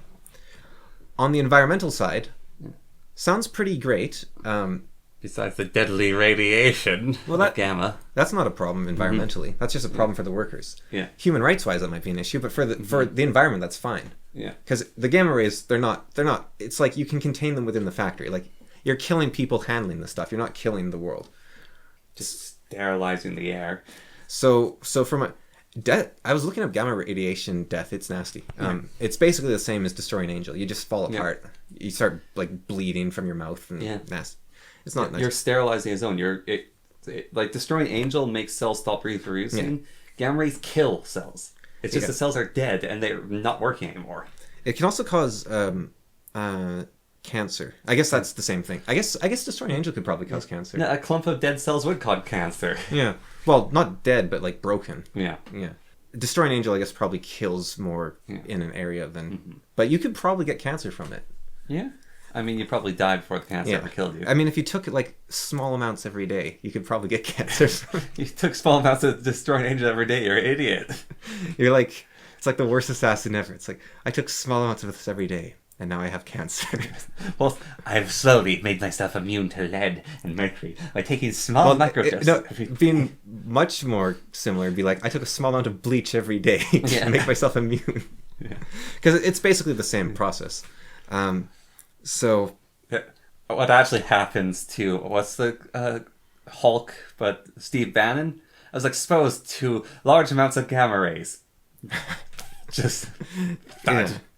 That's sort of when they didn't know entirely gamma rays were. It's just like a cool term you could say gamma ray. They probably did by that point, but they, it's a neat sciencey thing that does stuff. It's a scientific fluke. Yeah, and I think they put it through probably through some sort of lens or something. So, from the environmental perspective, it looks pretty good because you might say, well, we'll still run out of thorium, but there's a lot more producing a lot more energy. So you've got 30 times the energy, 3 times the supply. Uranium was already like 200-year supply or something. You're looking at, 100 times that, right? Basically. So you're looking at 200,000 years potentially of energy. But that sounds pretty good. A lot safer, a lot less mining. And you might say, well, solar panels, that's the green thing. But there is a cost to solar panels. Like we can't ignore that.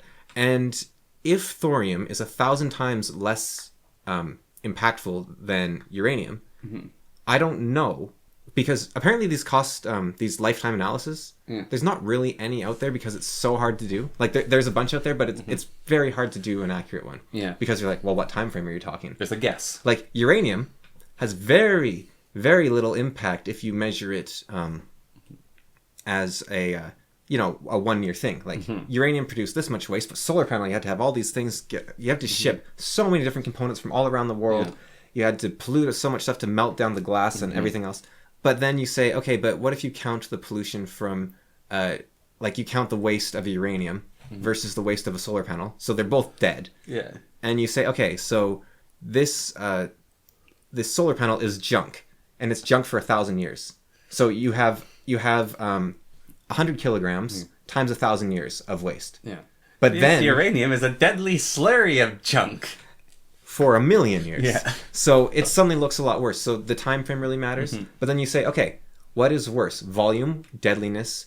So you're like, okay, so a giant bar of steel takes up a lot of space, probably prevents things from growing. It's not really going to hurt anything. Things will get cut and die from tetanus, but it's not. Also, expense-wise, it's probably a lot easier to reclaim than uranium. Yeah. But if you're just... so that's another thing. What can you reclaim? So it's very hard to do lifetime analysis. But you're like, okay, so what's worse? Like a million tons of iron or a kilogram of uranium? Because the kilogram of uranium is more deadly, but it's taking up way less space. Yeah. And that's the other thing. Do you go for weight or volume? Like there's a lot of things... It's very difficult calculation. Kind of impossible unless you assume a bunch of things. Yeah. Which you have to do for any calculation. So very hard to do lifetime analysis. But thorium, who knows? Maybe it does look better than solar panels. But that's if it actually works. Yeah. So we build the thorium plants and we're like, oh, this is producing worse waste than the solar panels would by a long shot. And the solar panels are actually producing more energy relative to the amount of area they're taking up. Yeah. So a thorium plant isn't even worth the ground it's built on because we could just stick a bunch of solar panels there or something. Yeah. So we don't know. We stick the solar panels on the thorium plant. Maybe. I feel like a genius. So my conclusion and takeaway is, first of all, nobody really knows. It's very complicated. I think there is people that know, but the problem is the people that know you can't trust a word they say because the only people that know are going to be nuclear scientists, and they're going to be invested. Yeah. So, like, even if they're totally right, and they're like, yeah, this is the future, it's cleaner, it's safer, because they're the people that would know. You can't really take them at their word, because so it's kind of annoying. So I brought up a table here of the elements. And so we have, starting at the nuclear bottom row, which is the important row we care about. Yeah. It starts with some random element, then you have thorium. Yeah. Then there's a random element, then there's uranium. Then there's a random element, then plutonium. And so we go by that, and we go random element, which is americanium. Yeah. And we go to curium, which was named after mercury. Yeah. We should make curium reactors. So, well, that's even worse though, right? Because it was getting better when we should make technetium reactors. That's the lowest density radioactive material. Number 96 or something. It's not on here. It's not in the radioactive table. It's no, below thorium is something. It's AC. It's too small scale. Oh yeah. No, technetium's up here. Oh, it's in this weird gap. Over a bit. Right there. Yeah, technetium number 43. Yeah, it's kind of a weird one. Yeah.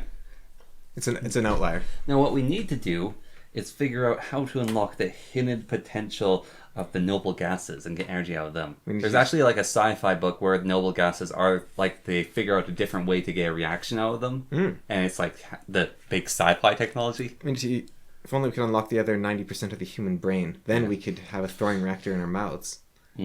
So I think Lawrencium. That's the kind of reactor we need. That's one of the top materials. Those things exist for a few seconds. So I think at the end of the day, if you're arguing for nuclear over solar, wind, hydro, first of all, you should know why you're doing it. Yeah. And so I'm still not like hydro. I think and geothermal produce massive amounts of energy. Yes. Like Iceland has all the power it wants. Hydro has one big problem. Well, it's destructive to the environment as well. But... Yeah, it creates a ton of methane. Right, yeah, because of decomposition. Yeah. Yeah. But, like, you look at a dam, and it floods a river, and it creates a lake, so it kills off that whole valley. Yeah, it slows down the running of the river. What does that compare to a mining site for uranium and then the site you build the uranium on, and then all the waste? Also, another thing, again, is dams are absolutely incredibly convenient to build because you use concrete to build a dam, and most rivers have a large amount of gravel. And so ideal sites for dams are gravel I don't think that, and this is getting more into the details, but what would you call that? Macro structure, large hydro. Yeah. I don't think that's the way forward, because it is very destructive. And like those ridiculous dams that are like several hundred kilometers tall. Well, even just like the one that powers Whitehorse, they're ridiculous. They produce way too much power most of the year. Yeah. And then they freeze and they don't work. And also they have the issue of so you're saying we just need like the little water wheels from like Pokemon? It's hard to meet demand. So if everyone if it's 5 o'clock or 7 o'clock or whatever it is, everyone's making supper. Suddenly the dam can't, it's like, we suddenly have no power. So you have to like quickly open up the dam, and then the generators have to rev up. It's very hard to match supply and demand with, so that's what batteries are for, of course. Yeah, and also we could socially engineer people so we like have a rotating schedule, supper times, and like sleeping. No, I don't like it. So dams, they got a lot of downsides. Small dams, microgeneration, like getting a stream down a mountain or something, they do that in Alaska, and they produce massive amounts of power. In Fraser, I believe, they power the entire town and their selling power. Those seem much more positive. And I saw this, there's some really fascinating technologies coming up. So rain power is one that people have been looking into, like generators based on rain is one thing. But what's even more fascinating is when raindrops hit a surface, they explode. But due to the properties of water, that produces actually a fairly absurd amount of energy from the water droplet exploding, probably because of water's polarity or something, I don't know. But you can actually get like a pretty significant amount of energy from a water droplet splashing, basically. So you could have like your generators grabbing the rain as it falls, spinning, and then the droplets that make it through the turbine splash against your plate or whatever, and that produces a whole bunch more energy. And then the water flowing down to the ground can get a little wheel to spin. And then you collect it all in an underground... There's just a lot of options out there. And then you boil that water in the underground from your geothermal. There's physophoric crystals, which you can power by squeezing or putting them in a floor of people walking on it, or you can have turbines on highways that cars power by driving past them, because cars produce wind, right? And you can hollow out a mountain, create a tornado inside it. Well, that's just another way of harnessing geothermal. Because that tornado has to be sustained somehow. So you'd want to carve into a volcano. And then you could use the heat from the volcano to create a tornado, and then you could power a turbine. So that's just another geothermal energy source. You can get lightning rods to collect lightning strikes. Yeah. Get a ton of power. Do those actually exist in like... There isn't really anywhere on Earth except, I think it's Argentina, that would be viable, really, on a large scale. Does Argentina get an unusual amount of lightning? No, there's like a lake there that does, and even then it's like not. The XKCD actually did calculations on that, and it's like if you had a battery that could catch the power of a lightning though and just hold it. That would probably be a fair amount, but we like with the technology we have, it's not really and it's also like you think wind is unreliable. Well, so like lightning would be so first step unreliable. Is you get lightning, and then you try to figure out if you can engineer lightning storms through weather control to get lightning strikes in the area where you have this power design, if it's energy efficient to engineer the strikes. There is ways that you could make lightning storms, definitely. Like volcanic eruptions create lightning storms. So I'm just like, you have to figure out if you can get the storm, to induce a storm, if it's efficient enough in the spot. To get the power into your stores. So basically, like forgetting all those crazy ones, wind, solar, geothermal, they are... And the dams. Hydro. And the ocean hydro as well. Yeah, like tidal generators. They're already really good. And so thorium, maybe that would make a great supplement to all of those. But it's not the only solution. Like, if you think it's the only solution, you just need to pay attention, I think. And... like, there's... remember an oligarchy where if you get far enough in the game, you can have people walking on a turbine and you're like evil at that point? So I'm not... I don't know where the uranium thing came from. And looking into it, I was not... I want to go back to hamster power. I was not convinced by nuclear power, except thorium looks promising. But it looks promising. It doesn't look like we're doing anything with it right now, basically. So I guess looking into research on that could be good. But the whole push for it, I still don't quite understand. I'm not going to be against nuclear, especially with the thorium stuff, because that seems a lot more promising. But the reasons you're kind of not even term skeptical is like, I mean, there's already options. There's already options, but you're not going, oh, I don't want a two-tailed dog, and like the old. Well, it's not that. It's just it's uranium actually has issues. Thorium might have issues, and we already have a lot of options. So it's not the be-all and end-all. And I just thought it was weird that this happened. And did you cover why we don't have plutonium reactors? Besides, I mean, you need weapons-grade plutonium. I don't know why we don't, but I imagine dangerous. Well, that was part of the reusing. Like, France is the one that can reuse it, right? And so it's dangerous, and you have weapons-grade material around. So it's very expensive, because you need armed guards, basically, at that point, I think. Also, if you have too much plutonium in a spot, it's bad. So I want to maybe I'll finish with just... I want to read some stuff on sorcery. I'll just grab it quickly. It's related. Okay. Would you like to escape for something? No, thank you.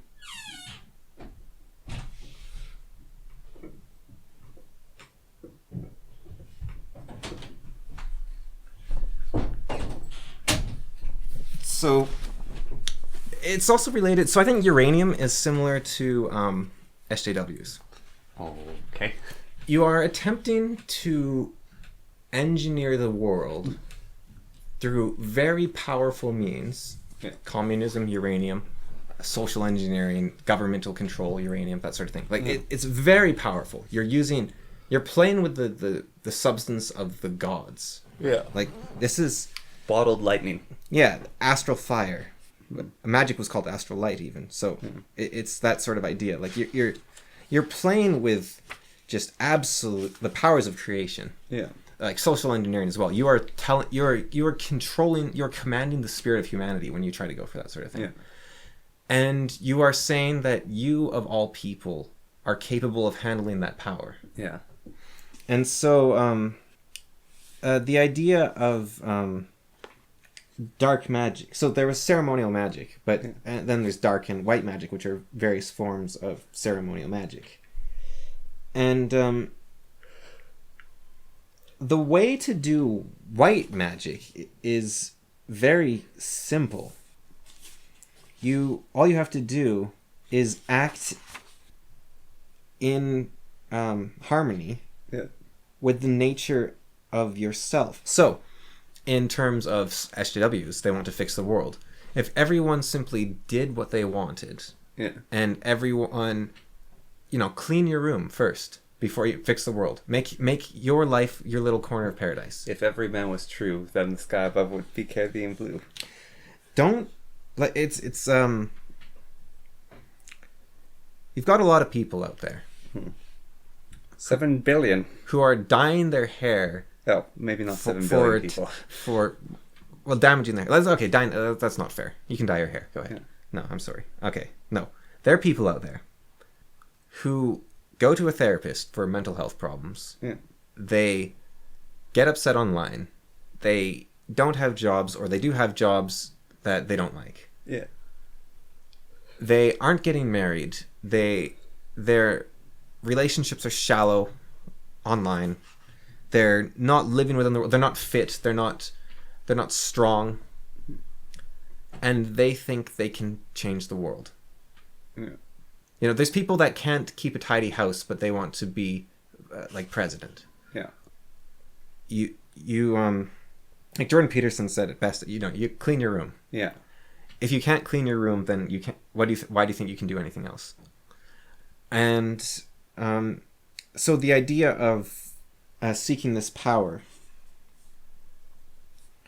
you're trying to skip all the difficult steps along the way. Like, if you can clean your room, and then you can clean your house, and then your neighborhood flourishes because you have a clean house, and your property flourishes, and then your neighborhood, they see you, and so they change and they flourish, and they look up to you as a leader of the community, and they come to you and ask you for questions. I mean, you're a chieftain. You're the chief of that. That's how chieftains existed. It was like, this guy knows what he's doing. This guy can clean his floor. Like, you see a guy that he's got good clothing, he's got a strong spear, and he always succeeds in his hunt, and you say, can I follow you? And he says, of course. But he doesn't say of course because he cares about you. Like, he does care about you, but it's no burden to him because he isn't trying to please you. He is saying, yeah, look upon me and follow me and whatever. Go ahead. So do what you want. That's another very important thing. Don't try. There's a lot of mind reading going all around these days. A huge amount of mind reading. And like, well, this person might want this, so you should do this. This person, that. You don't know what a person wants. They don't even know what they want. You're going to resent them because you put all a bunch of work and you went around phoning everyone, telling them about Northern Lights, but then when the Northern Lights happen, they can't even be bothered to phone you. Yeah, I know. If you're not phoning people to tell them about the Northern Lights out of the sheer joy of sharing the Northern Lights, and you're doing it because you think, well, the world would be better if everyone phoned everyone about this. It's actually kind of It's not going to work. Honest, I just want you to see the Northern Lights, But- because I want to be able to talk about it with you. But it's kind of fascinating, actually, isn't it? That there's this idea of if everyone chipped in, then everything would work and all get along. But if that is your motivation for doing something, you're going to be disappointed because that isn't the world you live in, and it's not going to happen. So, actually, this is interesting. Boycotts. Wow, that gets interesting. Because a boycott is you saying, well, if I don't do this and everyone else doesn't do this, then the company will have to learn, right? Yeah. And a union is the same thing. So you have to make a pact to hold the line. That's interesting. You're trying to dictate... Yeah, I think that you stop working because the company's unjust, and at the end of the day, even if that costs you everything, you do it. And if everyone follows the same principle... Yeah. And it's not that you hope everyone follows that same principle. It's that because then you're hoping for the rest of the world to contribute. But it's if everyone follows that principle, then things change. Yeah. And if everyone doesn't follow that principle, either the company wasn't actually in the wrong, or those people are corrupt and they need to learn to be better. But that's not on you to do. And so that does get interesting, though, because that does show why people want to exert this control, because they don't trust everyone else.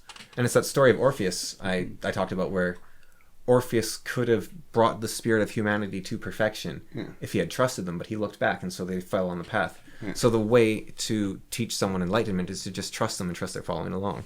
Yeah. And to bring them on. And I wish I could find the... Basically what they say is that...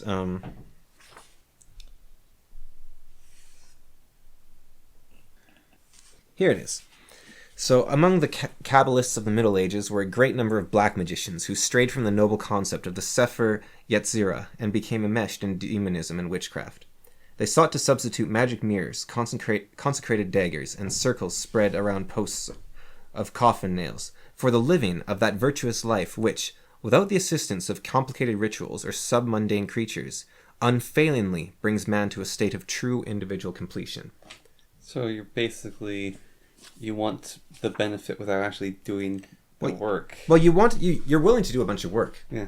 Except you're not willing to do the hardest thing of all, which is to live a good and uncorrupt life. Yeah. Like, you're like, okay, I will collect coffin nails. I will get magic daggers. I will enchant this mirror. Yeah. I will create these complicated circles. I will chant these rituals at the full moon and sacrifice a rabbit. But I'm not going to do the actual thing, the living of a virtuous life.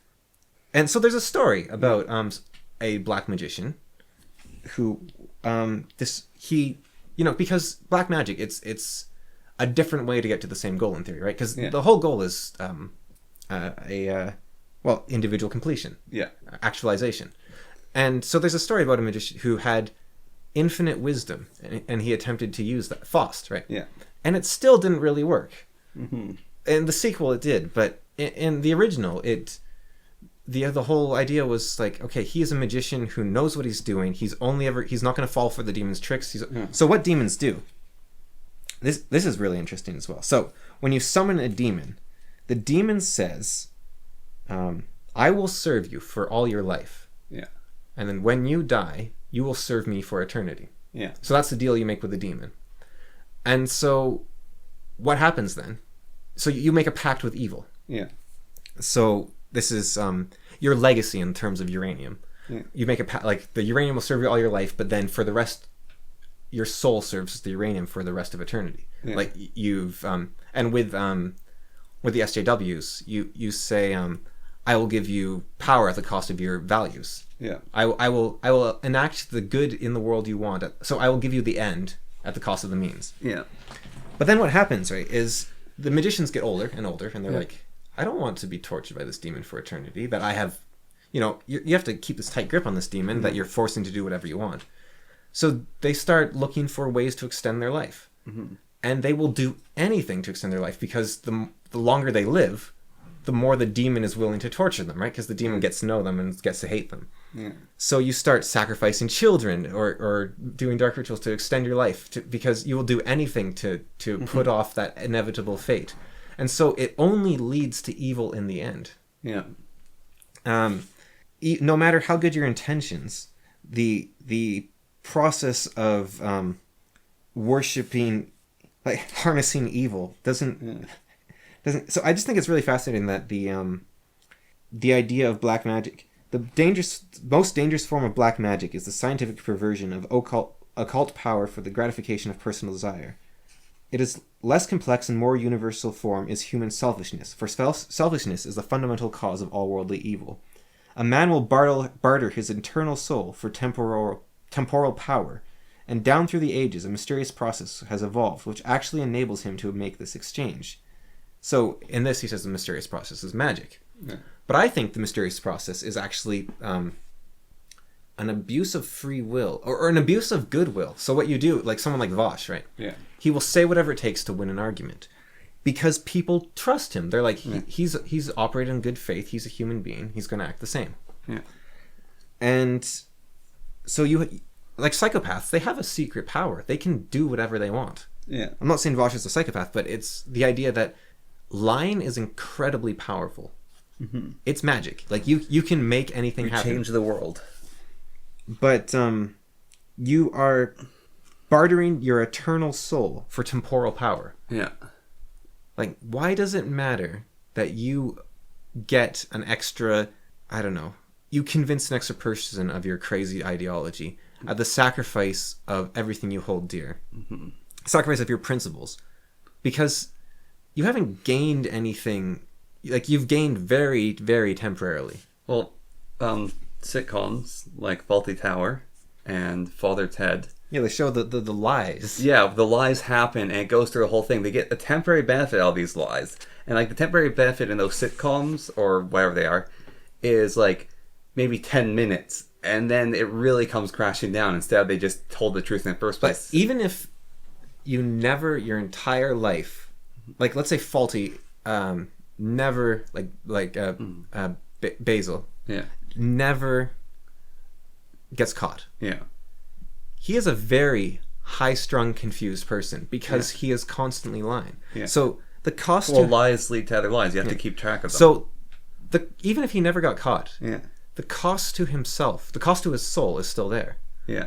And it's the same with like top-down enforcement, where you say, like, here's a great example. So we have pandemic. Yeah. We have vaccines that roll out, and then we have vaccine passports. Now, vaccine passport, what is? Oh, well, okay, it's just a way that you can start opening up things. No, it's a way to make mandatory vaccines. Why? Because, oh, my best friend just died. Wow, that sucks. He lived far, like he lived in the States and he died, and oh, that sucks. Well, I'll go visit him. Help his family out, go to the funeral, get everything in order, that sort of thing. Oh, I can't travel to help out his family who needs me and to see my best friend like one last time because I need a vaccine passport to go on a plane, and to do that I need to get a vaccine. Oh, so vaccines are mandatory then. But that's what a vaccine passport is mandatory vaccines. You're like, okay, whatever. Vaccine, the FDA approved it. They did a bunch of tests. That's they work, great. So get a vaccine. Just stop being an anti-vaxxer, right? So in the last week or so, there has been submitted to the British Medical Journal, I believe, reports on the faulty testing methods for the Pfizer vaccine. So they didn't properly follow up on people that had negative symptoms. After the injecting people, they had them wait out in the hall instead of where they could observe them. They dissuaded members from bringing these issues to light. Like they said, like, hey, no, you don't worry about, or they pressured them, like, hey, no, come on, just do your job. Don't worry about this. Yeah. They took a long time to follow up on many cases. The studies weren't blind, which is very important. They weren't double blind. They weren't even blind. So they were like, they knew who was getting the placebo and who wasn't, which influences the taste, the recorder, because the recorder could say, oh, well, I want these to work, so I'm going to kind of ignore that guy's cough because the vaccine worked. Or they could hate the vaccine and be like, I'm going to record every little thing and show that these vaccines don't work. So it's not good. You want a blind trial, so they just have to report what they... And if it's double blind, it's even better. You just get a person, you're like, look, I'm not telling you what the study's about. I just want you to record this list of things of each of these patients. That's the best type, because then you're like, okay, favorite hair color, their weight, their age, whatever, their health. You get a bunch down. They don't know what they're recording. They have no bias. And then you take that data and you go, okay, this guy was in a placebo group and he had no symptoms. Okay, and this guy was in vaccine group, no symptoms. And this guy was placebo and he had symptoms. Okay, good. So it looks like the vaccine's working. So now on the plus side, this doesn't mean the vaccine doesn't work, weirdly, because there was a much larger scale trial of this improperly tested vaccine, which was everyone getting injected. Yeah. And it turned out that it actually seems to work pretty good. So, thankfully, that didn't go wrong. But here's the thing as well.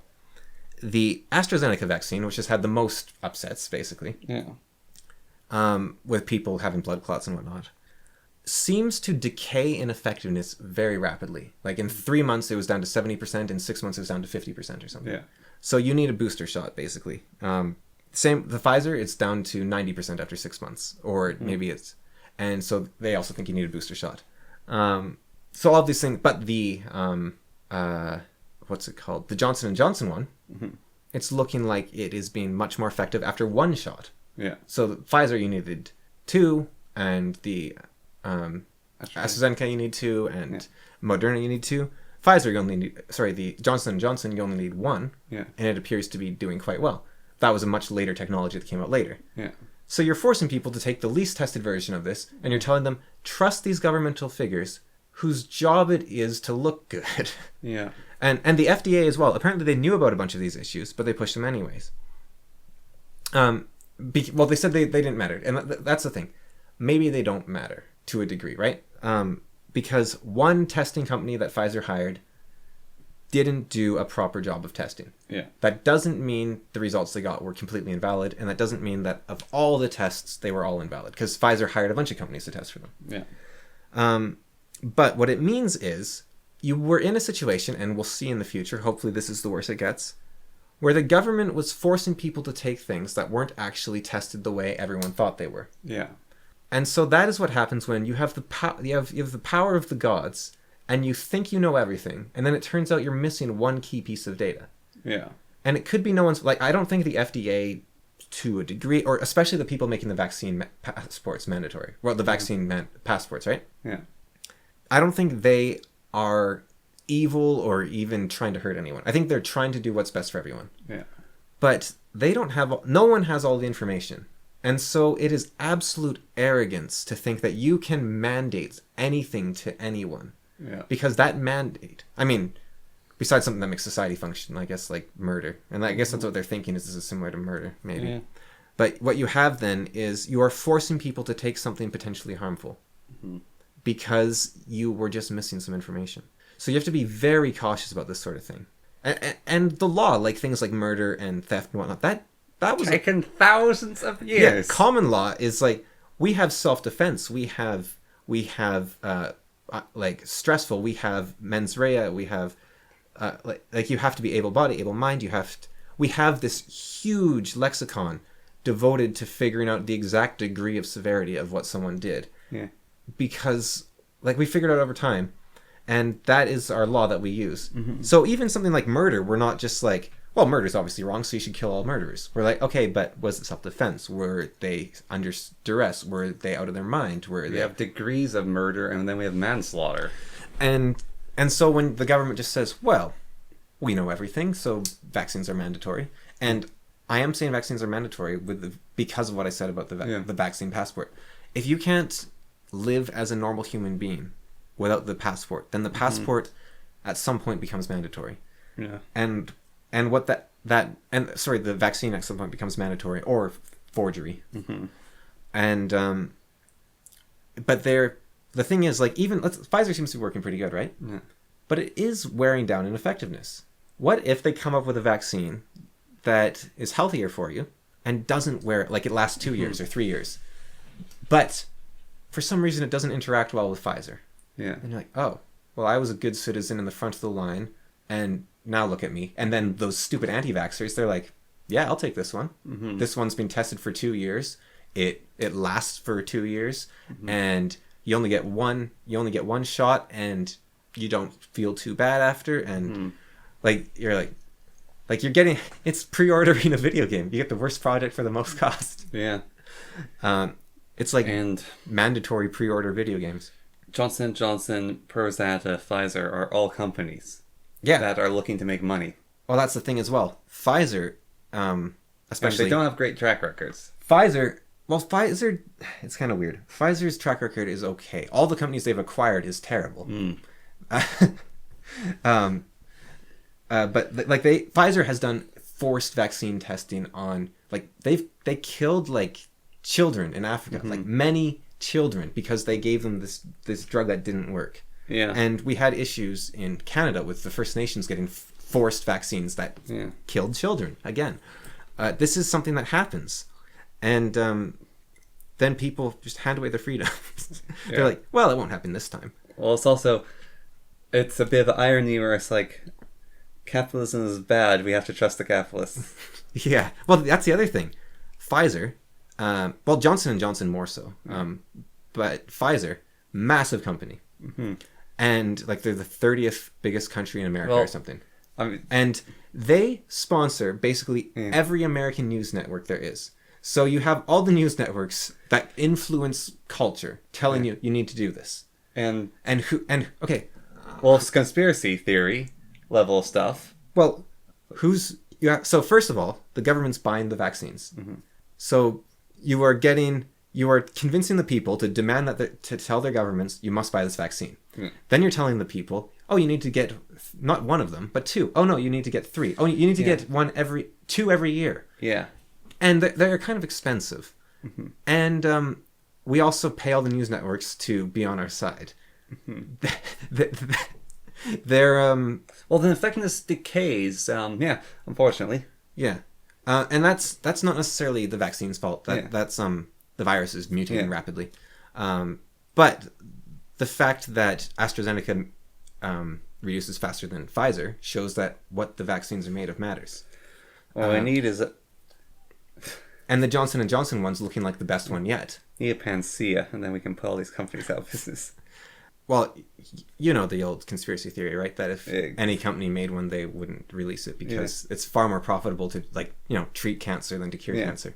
And so that is a very good argument against Big Pharma. Like there's a reason the word Big Pharma exists, because they are highly incentivized to keep people ill. Yeah. It's kind of a shame. They're also highly incentivized to help people out, but not too much. They got to strike that balance. It's like the medieval doctors. Trying to get all the money they can. It's like post-mortem medicine. You need medicine so your body is so you go to heaven.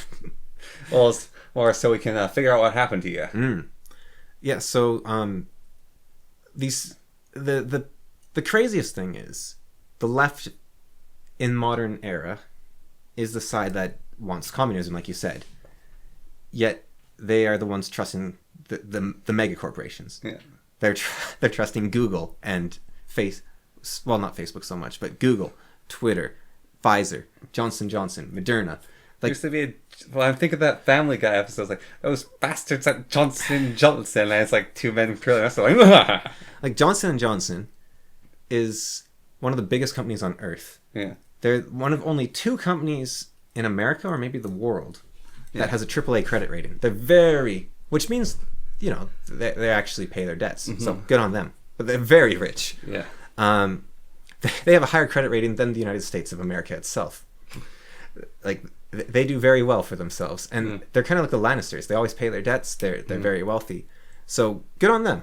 But they're massive, and so let's trust them. And then the other thing that's weird is the left is typically much more open to experience. The right is typically much more afraid of disease.